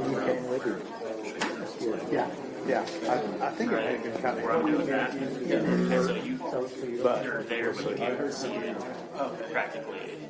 But anytime Okay. yeah, They've been warned. That's helpful for me. But anytime I see anything on there, I'm avoiding it. Okay, so you're actively trying to. Yeah, I'm actually trying to avoid it. Like there's, are you with the? I'm with this thing, yeah. Because he's sitting down at the desk the whole time. I can't really get a solo shot with him. So Yeah. I was trying to get one earlier, and I think that's when you get stopped. But Okay. yeah, so if I see it, I'm avoiding it. Obviously, the one in the middle is displaying what's on the TV. So sometimes that's kind of the only one that gets it. But I'm avoiding it at all. All right. Nothing is happening. All right, I If appreciate you it. have any issues, let me know. I'm Martin. Oh, I'm set. That's Good to meet you, man. Do you see Carrie? Oh, okay. Thanks, Kyle.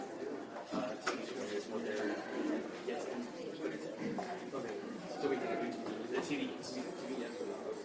Oh.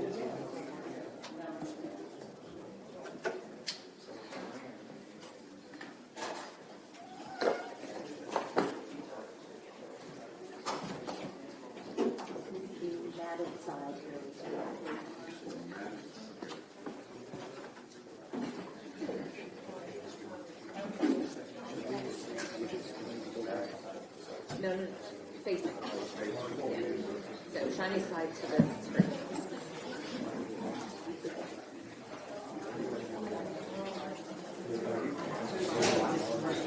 Yeah. I think we're good. Dial down. You ready?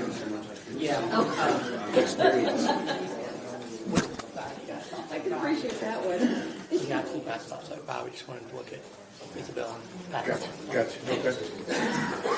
All right. Are both sides ready for the jury? Yes, sir. Okay. All right. Let's go.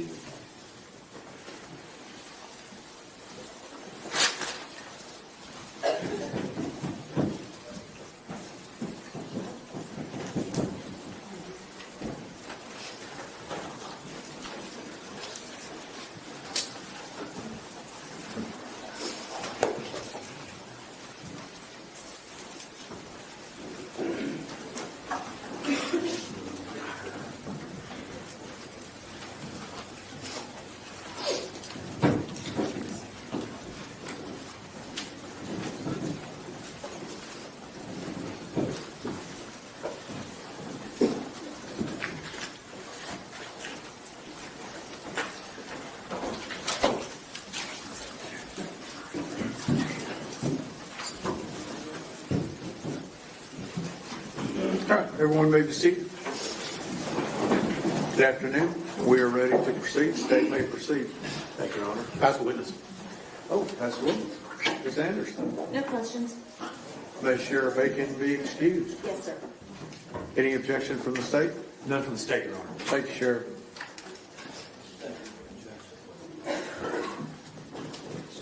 Who do you have next?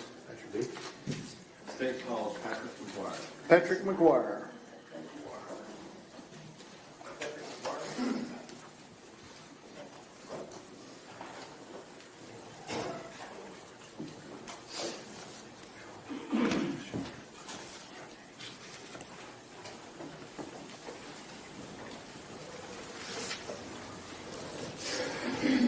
Solemnly swear or affirm testimony given in this cause to be the truth, the whole truth, and nothing but the truth, so help you God. Yes, Judge. Have C right here. Rule of evidence is in effect, says you cannot be in court unless you're testifying, and once you have testified, do not discuss your testimony with anybody else except the lawyers, okay? Yes, Judge. Mr. Berry. Thank you, Your Honor. Special Agent McGuire, would you please introduce yourself to the jury and spell your first and last name for the court? Yes, sir. My name is Patrick McGuire. I'm a special agent with the FBI in Fort Worth. My first name is Patrick. Last name McGuire, Mcguire. Thank you. And I will tell you that the court reporter is taking down everything that you say, so we're both going to try to talk a little slower and not interrupt each other, all right? Yes. Awesome, thanks. You work for the FBI, is that right? Yes, sir. Can you kind of tell us, one, how long have you been working for the FBI? I've been a special agent for a little over 5 years now.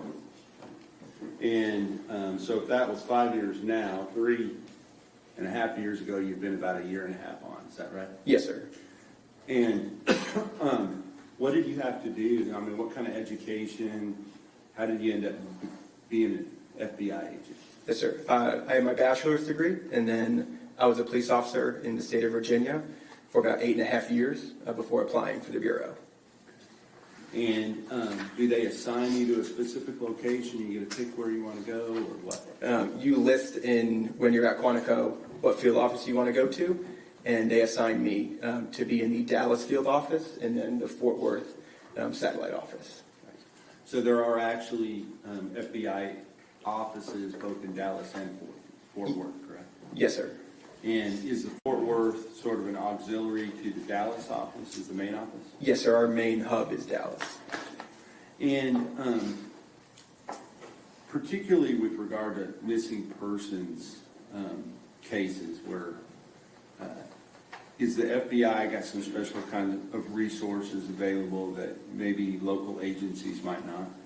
Yes, sir. It's common for local agencies to request the FBI's help during any kidnapping or missing child investigation.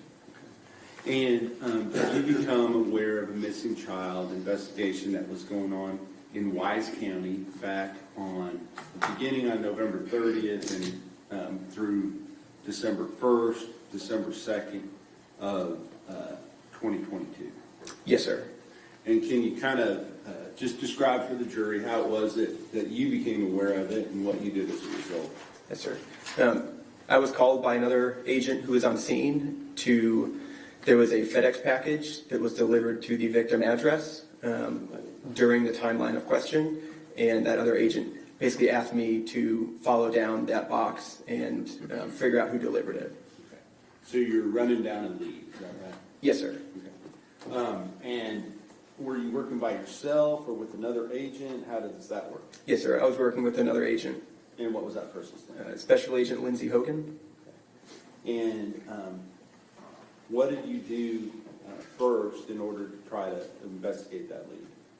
We went to multiple FedEx locations, with the last one finally being the FedEx location in Alliance, to identify where the package originated and left from that FedEx location. And were you able to determine that package did in fact originate at that location? Yes, sir. Okay. And when you're talking about Alliance, are you talking about Alliance Airport? Yes, sir. The location is right next to the Alliance Airport. And what is at that location? It's a very large facility where they intake and then a lot of trucks leave to go, I'd assume, through most of Fort Worth. and the outstanding areas. They have FedEx planes that land there, unload, and then they're distributed from that location to the various areas around Dallas-Fort Worth. Is that right? Yes, sir. And as a result of going to that location, did you talk to anybody in particular? Yes, we talked to one of the managers, Max Drescher. And was he able to give you some information that you then were able to act upon? Yes, sir. He identified that it was, in fact, a FedEx package that was delivered, and basically identified the route. Overruled. Go ahead. He identified the route that had that package on its delivery. And did he get in contact with any other individuals while you were there in his presence? Yes, while we were in his office, he contacted Richard Davis, who's the owner of Big Topspin, which is the contract company for FedEx. And I think a lot of times as we see a FedEx vehicle driving down the road that we think it's all owned by the big FedEx company. Is that true? No, I believe most of the delivery trucks are owned by contract companies. And then FedEx puts their logo on that contract company, but it still has no... We lay a foundation for this. Let me- Required to work for FedEx. Let me hear the question first. Yeah, ask the question. What is Big Topspin? It's a company that's contracted by FedEx to deliver packages. And do they own a number of vehicles? Yes. Okay. And do those vehicles say Big Topspin on them, or do they say something else? They say FedEx. Okay. And so why specifically was Max Drescher contacting Big Topspin? Because that was the contract company who owned the truck that delivered on the route that day. And as a result of contacting Richard Davis, did you receive a name that you were able to then try to track down that person? Yes, the driver was identified as Mr. Tanner Horner. Okay. And did you later actually meet that person face to face? Yes, sir. And when did this take place? What date was it? This occurred on December 1st. Okay, so if the disappearance happened on November 30th, this would be the next day. Is that right? Yes, sir. Okay. And about what time of day was it that you made your way finally to the Alliance location for FedEx? Probably later in the morning. And while you were there, did Mr. Davis get in contact with that driver to get you some more information about the particular vehicle? Yes. Okay. And did Mr. Drescher make contact with that driver while you were there and where you could hear both? Your Honor, all this is hearsay. Let me finish asking the question. While you were there and you could hear both ends of the conversation. Objections overruled. You may answer the question. Yes, sir. While we were in Mr. Drescher's office, he contacted via phone Mr. Horner on speakerphone with myself and Agent Hogan sitting in the room to be able to hear it. And was Mr. Horner asked by Mr. Drescher about the specific delivery to the address where the disappearance had occurred? Yes, sir. And what was his response at that time to that inquiry? He advised he did not recall that address or that delivery specifically. And so then as a result of that, what were your next steps? We then went out to Wise County and Paradise to locate Mr. Horner in person and interview him. And did you go directly there, or did you go to the command post where the search for the missing person was taking place? I believe we went directly there. Okay. And so how was it that you knew where to go? We obtained the FedEx delivery sheet to know each delivery and each address. And were you able to gain some information through either Mr. Drescher or Mr. Davis as to sort of where he was on his delivery route at the time that you were going out there to talk to him? Yes, sir. We were told where he currently was, and then where he would be in about 45 minutes for the drive time. And so what did you do with that information? We went to where we believed that he would be, and we located him at a delivery location. Okay. And when you went to that location, did you have to wait for him? Was he already there? I believe he was already there. Okay. And so once you saw that the FedEx vehicle was there, did you approach the person? Yes. And do you see the person that you approached at that time here in the courtroom today? Yes, sir. Could you identify him by where he is sitting in the courtroom and maybe describe what he is wearing? Yes, sir. It's a gentleman at the end of this table wearing a light bluish gray shirt and gray slacks. Your Honor, that's the record reflect that the witnesses identified the defendant. Record will so reflect. Was he wearing a shirt and tie at that time? No, sir. What was he wearing? A FedEx uniform, like a black and purple FedEx logo shirt. And may I approach, Your Honor? Yes, sir.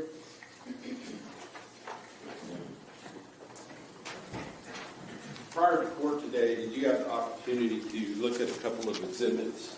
Yes, sir. One of, I'm going to show you, first of all, State's Exhibit number 30. Do you recognize that? Yes, sir. And is that a CD?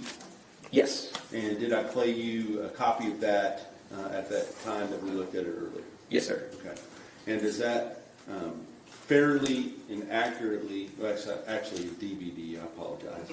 Does that have a small, short clip on that DVD showing your initial interaction with Tanner Horner from inside of the FedEx vehicle? Yes, sir. Okay. Now, I know it's hard to hear. We're not going to play it at this time because we're having some issues with the sound system. But if the jury wants to play that later, they can look at it at that time. Okay? Yes, sir. State's Exhibit number 29, is that a screenshot from that same video? Yes, sir. And do you recognize the two people that are depicted in that screenshot? Yes, sir. The person closest to the camera with his back facing the camera is Mr. Horner, and the person in the flannel button-up is myself. And you were able to watch State's Exhibit number 30, which this comes from, correct? Yes, sir. And did it show his face where you can clearly recognize him? Yes, sir. All right, thank you. This time I'll offer into evidence State's Exhibit number 29 and 30.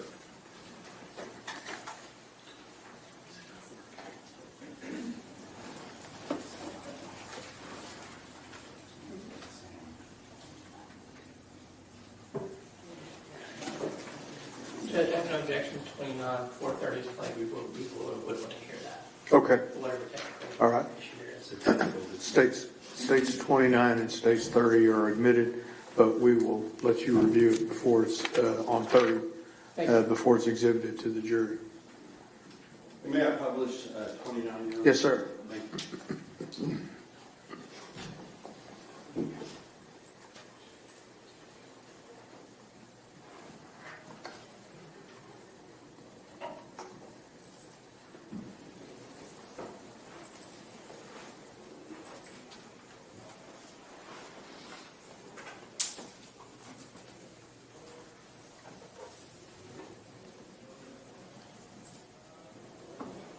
And is this the screenshot that's been admitted to State's Exhibit number 29?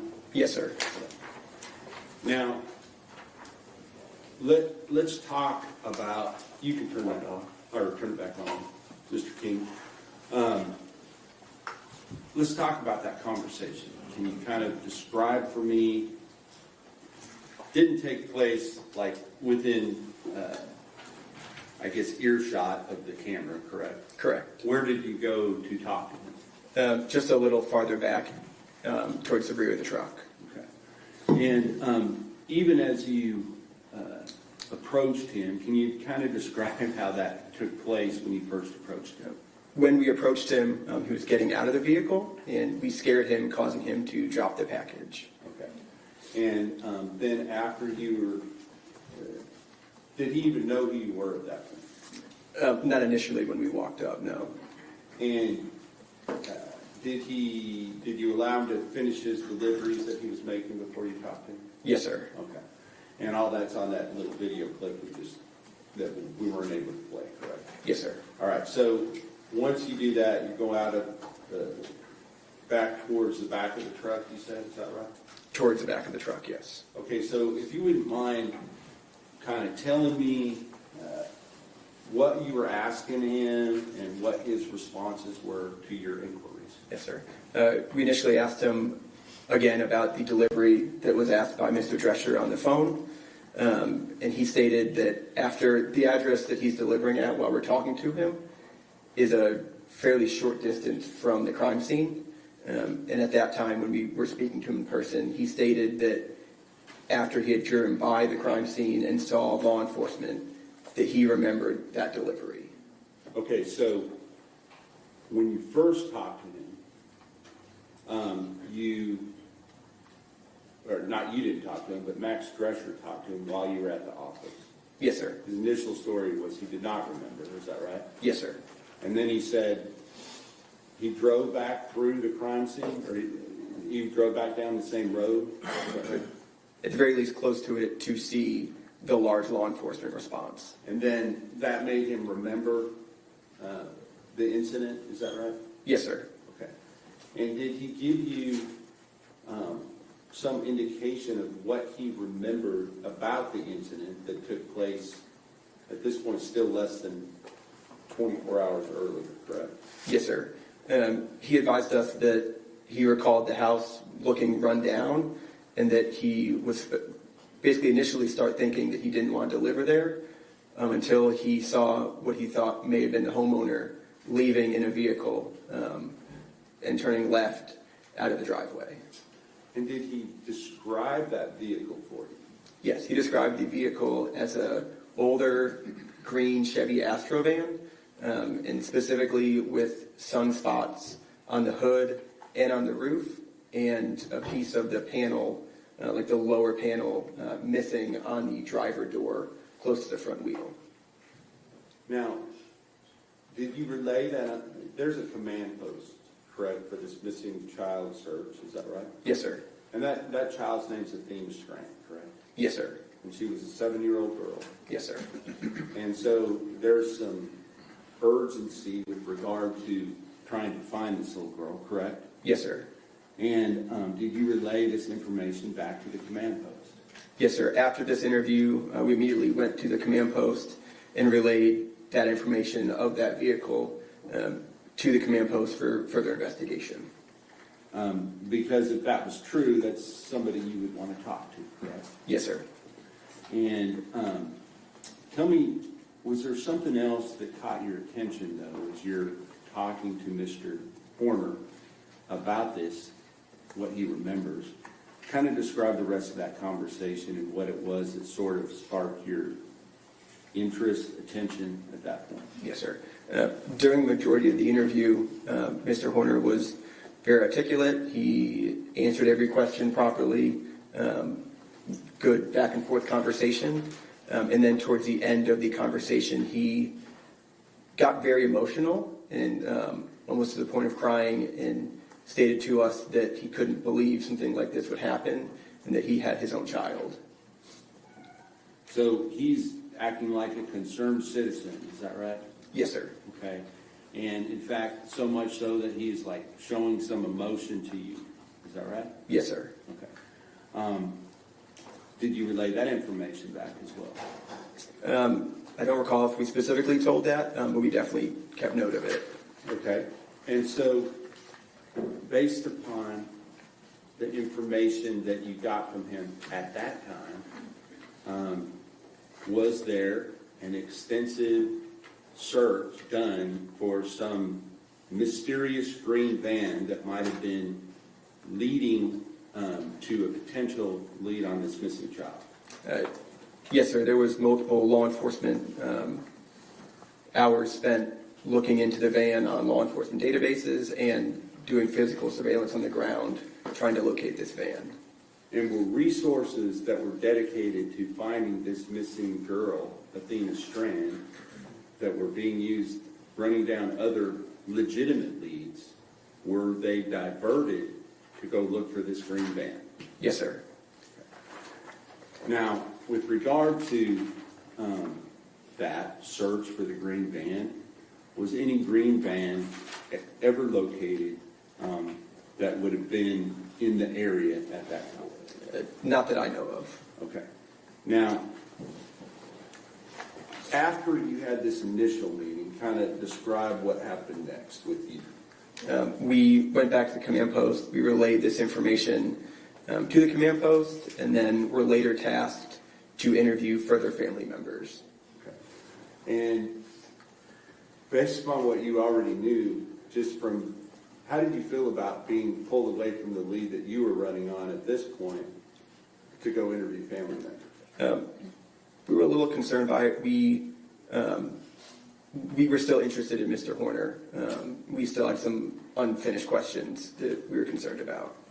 And do you know a person by the name of Joe Espinoza? Yes, sir. And who is he? He's a Texas Ranger assigned to this case.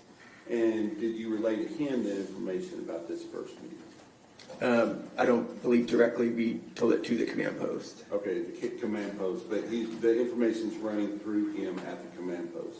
Correct. Okay. So with regard to that, further investigating Mr. Horner, were you able to get back to that at some point later in the day? That next morning, we began further investigating it. Wasn't there a second meeting that took place on December 1st? Yes, sir. Before we spoke to family.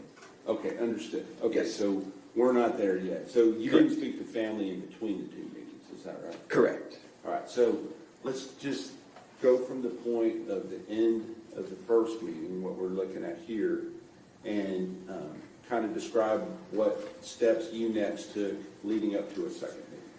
We further asked Max Drescher from FedEx for more information about his deliveries on the date question, and we were given basically multiple deliveries during the time frame that we were concerned about, that we wanted to ask Mr. Horner about more.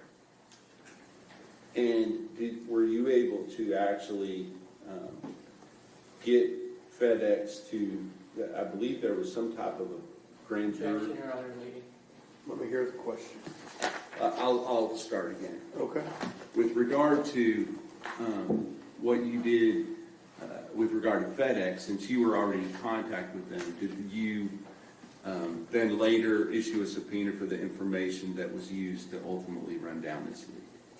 Yes, sir. Okay. So that was on a later date, though. But with regard to this day, were there further steps taken by FedEx and Big Top Spin to try to potentially gain more illumination as to what was going on in that van? Yes, sir. And can you describe that, please? We got further delivery information on his route during the evening of the 30th. Okay. And based upon that information, did you have some concerns that you wanted to clear up with Mr. Horner? Yes, sir. There was about a 45-minute time period that should have been a drive time of approximately 11 to 12 minutes. So it gave us basically a half an hour of question that we wanted to ask Mr. Horner further about. And did you try to set up another meeting? Yes, sir. We called Mr. Horner on the phone. Okay. And may I approach? Yes, sir.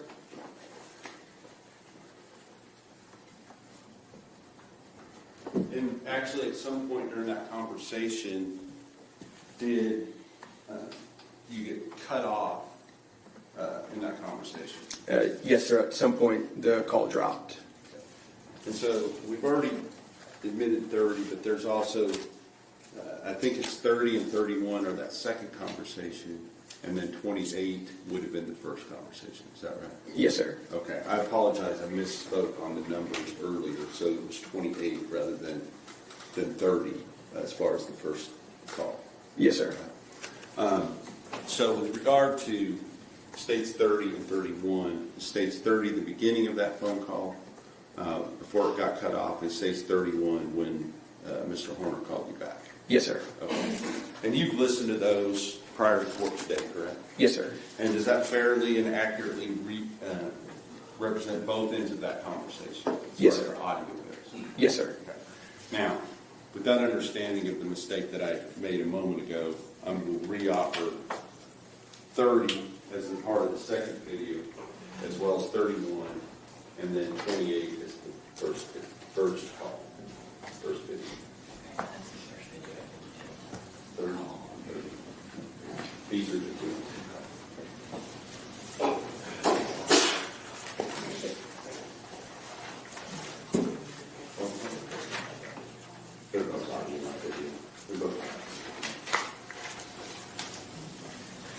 You understand before, as long as they play correctly, we can tell the judge. All right, so states 28 will be admitted and states 31 will be admitted, subject to review by the defense. Yes, sir. And then, following those, we'll talk about the content of those calls in a moment. But following those, did you have another meeting with Mr. Horner? Yes, sir. We met him in another package delivery driveway. Okay. So let's talk about that phone call. You were calling him, you said, about some type of time discrepancy. Was that something that was actually occurred, or some information that you've been given that you were trying to follow up on that you later learned to be not exactly what you were being told? Yes, sir. Between the time of the phone call and then meeting him in person, we learned that the times given to us by FedEx were incorrect. But nonetheless, you'd already set up a meeting. You had some interest in him getting some further information, so you went in and had the meeting. Is that right? Yes, sir. Okay. Now, let's talk about on the phone calls. Did he talk to you about possible reasons why there might be some delays in his between package deliveries on that particular day?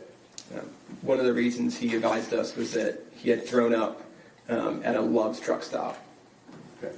And did he elaborate on that as far as where he got sick, how long it took him, anything like that? He stated he didn't feel well on the route, that he then began driving back towards the Alliance area, pulled over on the side of a random road, threw up, and then continued to a Love's, threw up again before continuing back to the FedEx location.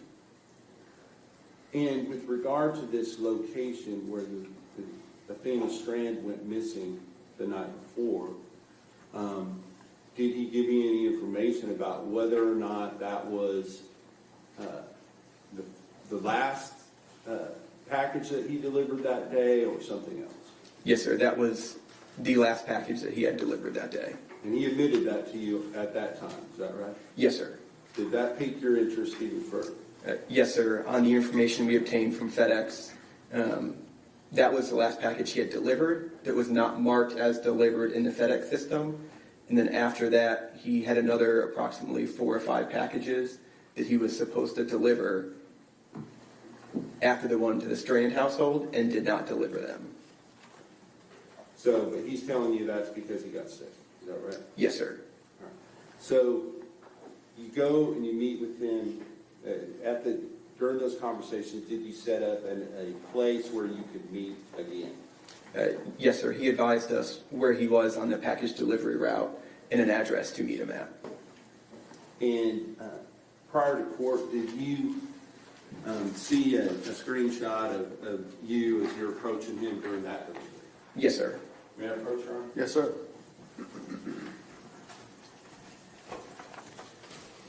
I'm going to show you what I've marked as State's Exhibit number 32. Do you recognize that? Yes, sir. And is that the screenshot that shows both you and Mr. Horner at the time of the second meeting? Yes, sir. I'll offer into evidence State's Exhibit 32. Okay. States 32 is admitted. May I publish, Ron? Yes, sir. Thank you.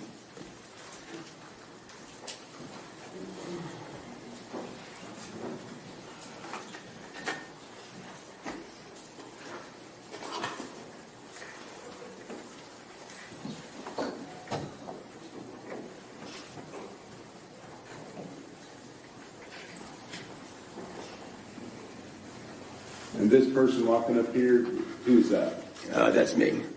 And who is the person with their arm up? Mr. Horner. Okay. And are you familiar with something called UTC time? Yes, sir. And what is UTC time? That's just the standard time a lot of video devices and basic electronics will use as a standard time. Okay. And is it sort of like, I always heard Greenwich Mean Time. Is it something like that? Yes, sir. And so when you measure other time zones, do you measure them by UTC plus a certain number of hours or UTC minus a certain number of hours? Yes, sir, based where you are in the world. Okay. And Paradise, Texas, or Cottondale, Texas, you can turn that back on, Deputy King, thank you. Paradise, Texas, at that time of the year, what was the calculation? Is it 6 hours difference? Yes, sir. At that time of year, it would be UTC or GMT minus 6 to make Central Time. Okay. So then, looking at the time frames that you were there, this number here, 21:45:01, if you subtracted 6 from 21, that makes 15, correct? Yes, sir. And that would mean that would be 3:15 is on military time. What time of the day is that? That would be 3:45 p.m. Okay. And is that time consistent with the time that you remember meeting with Mr. Horner the second time? Yes, sir. Okay. So, with regard to this meeting, tell me just in your own words, describe what took place here. We initially spoke about the time discrepancy again, and basically told him that what we spoke about on the phone, we learned now to not be true. And then we further asked him about the green van that he had initially told us during the first interview. And did you do something more than just ask him about it with regard to the green van? Yes, sir. I Googled and found a picture of a older green Chevy Astro van. And what did you do with that? I showed Mr. Horner my phone and asked him if the vehicle on the screen matched what he saw in the driveway the day before. And what was his response? He stated that vehicle was very similar to the one from the driveway. Okay. And can I approach again, Your Honor? Yes, sir.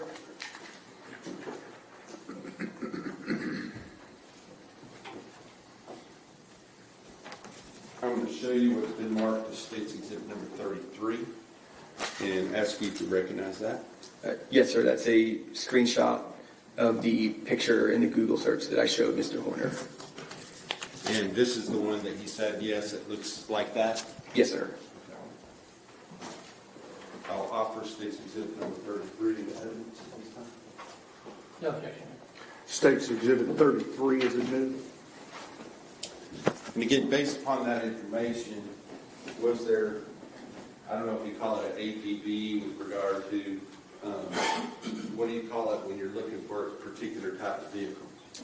We usually call it a BOL or be on the lookout. And was that done with regard to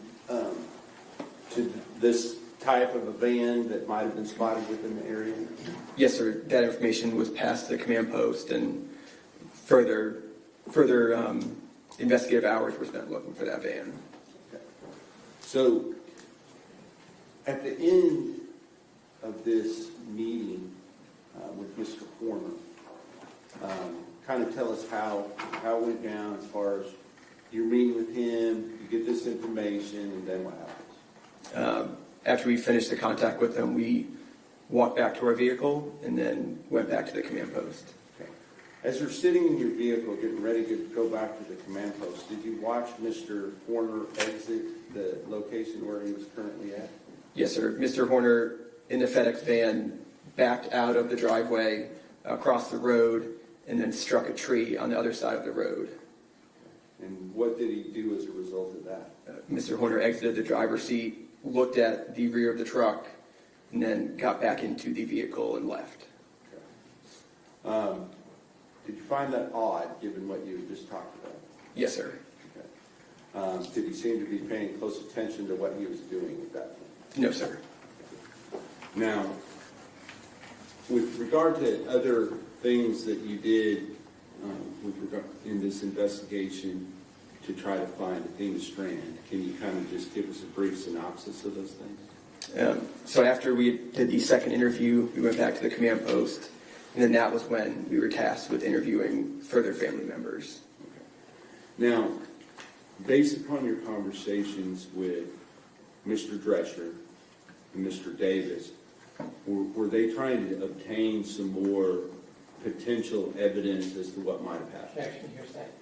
Sustained. Did you ask them to obtain some more evidence? Yes, sir. Later on the 1st and early into the 2nd of December, we obtained further information from FedEx.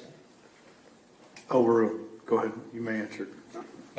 We obtained from FedEx further information of Mr. Horner's delivery route on the 30th and on the 1st. Was there some indication that there might be video in this van? Yes, sir. We were also advised that all the vans were equipped with a dash cam. And did you ask them to try to obtain that video information from the vehicle that Tanner Horner had been driving on November 30th, 2022? Yes, sir. Now, was that able to be done on the 1st? No, sir. But on the 2nd, did you receive video from that van? Yes, sir. During the afternoon of the 2nd, we obtained video from Velociter, which is the company that runs the dash cams. Now, were they able to give you a full video of the entire event? At the time, during the afternoon of the 2nd, no, sir. The first video we obtained was basically a phone recording of a screen of the dash cam. Did you see something on that piqued your interest? Yes, sir. It was a phone screen recording of a video of Mr. Horner placing a small girl into the back of his FedEx van. And was the time on that video consistent with the time that Athena Strand went missing? Yes, sir, as far as I recall. Now, at approximately the same time, based upon other information that you had already obtained with regard to the routes and those sort of things, was there action being taken to try to detain Mr. Horner? Yes, sir. At the same time that we obtained that video, myself and Agent Hogan were doing surveillance on Mr. Horner during his route on the 2nd. So, for a little while on the 1st, you were diverted to speak to family members. Why was it that they were focused on speaking to family members when you're in the middle of investigating this? A lot of time during law enforcement investigations into a missing child abduction, your family is likely suspects. So one of our initial jobs is to follow any lead, but usually talk to the family and identify further leads from them.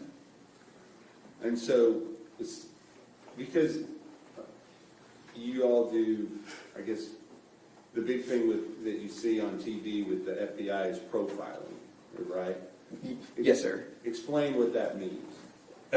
Basically getting it's a behavioral analysis unit. I'm not a member of it, but they basically will intake all the facts the field will get to basically create a profile of who they would generally believe to be the suspect. And just, is there a lot of things that go into those kind of profiles? Yes, sir. Statistics and other things? Yes, sir.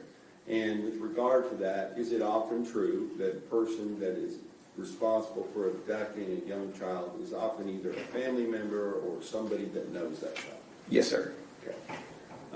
The stranger abductions are less common or more rare, is that right? Yes, sir. Okay. And so with regard to this case, you were able to kind of help lead in the right direction with regard to Mr. Horner. What changed on the morning of the 1st as far as now you're back on surveilling Mr. Horner? The morning of the 2nd was when the 2nd, I apologize. Yes, sir. We obtained the official records of the deliveries, and basically there were some anomalies of the last package delivered was the one before the victim address of the Strand household. Then we know the Strand package was delivered because it was on their doorstep, but not marked delivered. And then there was 4 or 5 more packages that should have been delivered that night that were not delivered. In fact, just coincidentally, did you later learn that the first delivery that you, first time you met him, he was at delivering a package he should have delivered the night before? Yes, sir. Looking at the tracking numbers for all the deliveries he did not make on the 30th, the one of the packages he was delivering when we walked up to him the first time on the 1st was supposed to be delivered on the 30th by him. It was not. It was put back on the truck and then delivered by Mr. Horner on the 1st. But he was delivering did he seem to be doing his normal route and doing his deliveries just like any other day at that point? Yes, sir. Did he ever admit to you at any time that he had anything to do with the disappearance of Athena Strand? No, sir. Had he done so, obviously you had taken different steps, is that right? Yes, sir. Instead, based upon that information, other resources were diverted other places, is that right? Yes, sir. Okay. Now, on the second when you're surveilling him, were you in a position where you were able to see when he was actually taken into custody? We arrived shortly after he was taken into custody. All right. And who was it that took him into custody? It was marked units from the game wardens, from the sheriff's office, from multiple different agencies. Okay. And after that point, other than obtaining the grand jury subpoena for all the FedEx records, were you involved in this investigation any further? No, sir.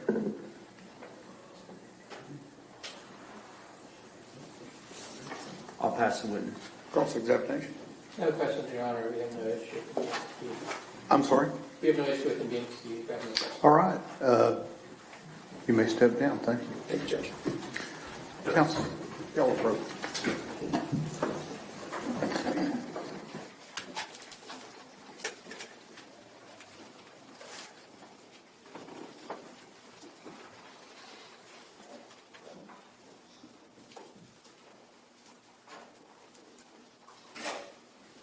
You know what? Go and talk to your jury. I need to talk to the lawyer.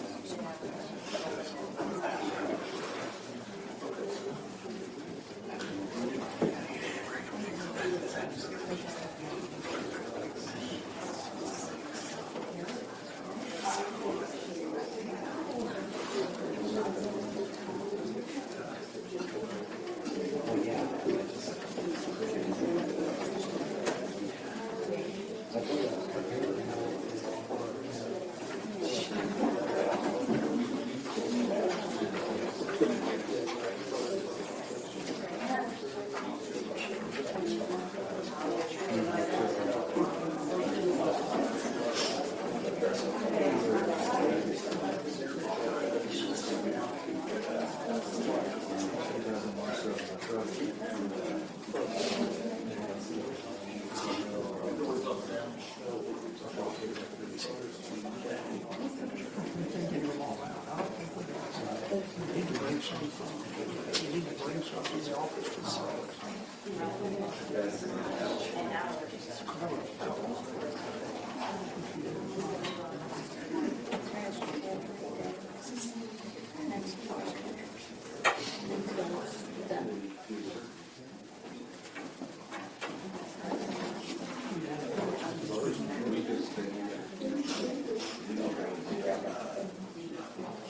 had a lunch, we used to drink them all.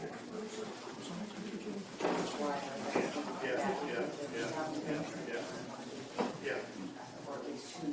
Right.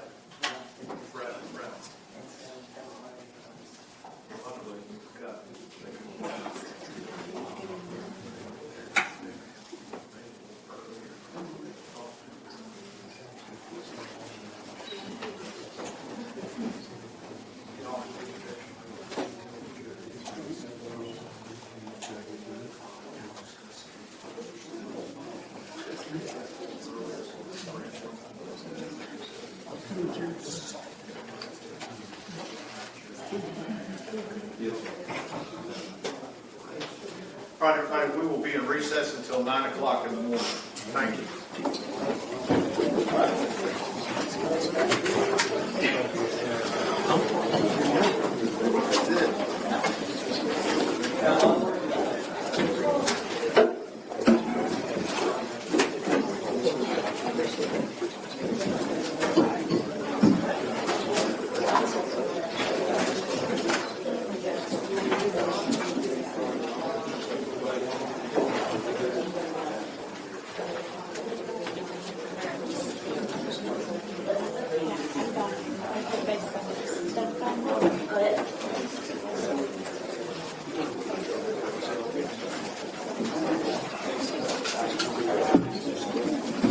Sorry, you back tomorrow or? I don't know. The feeling is today, so I'm not sure.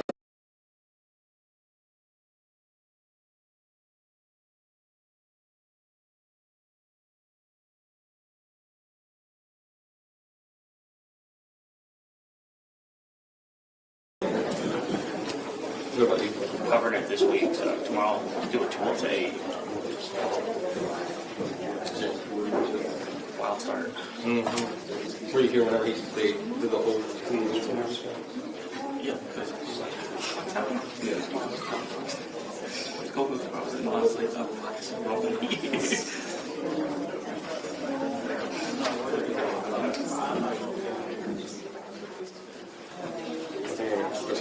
I'll see you later.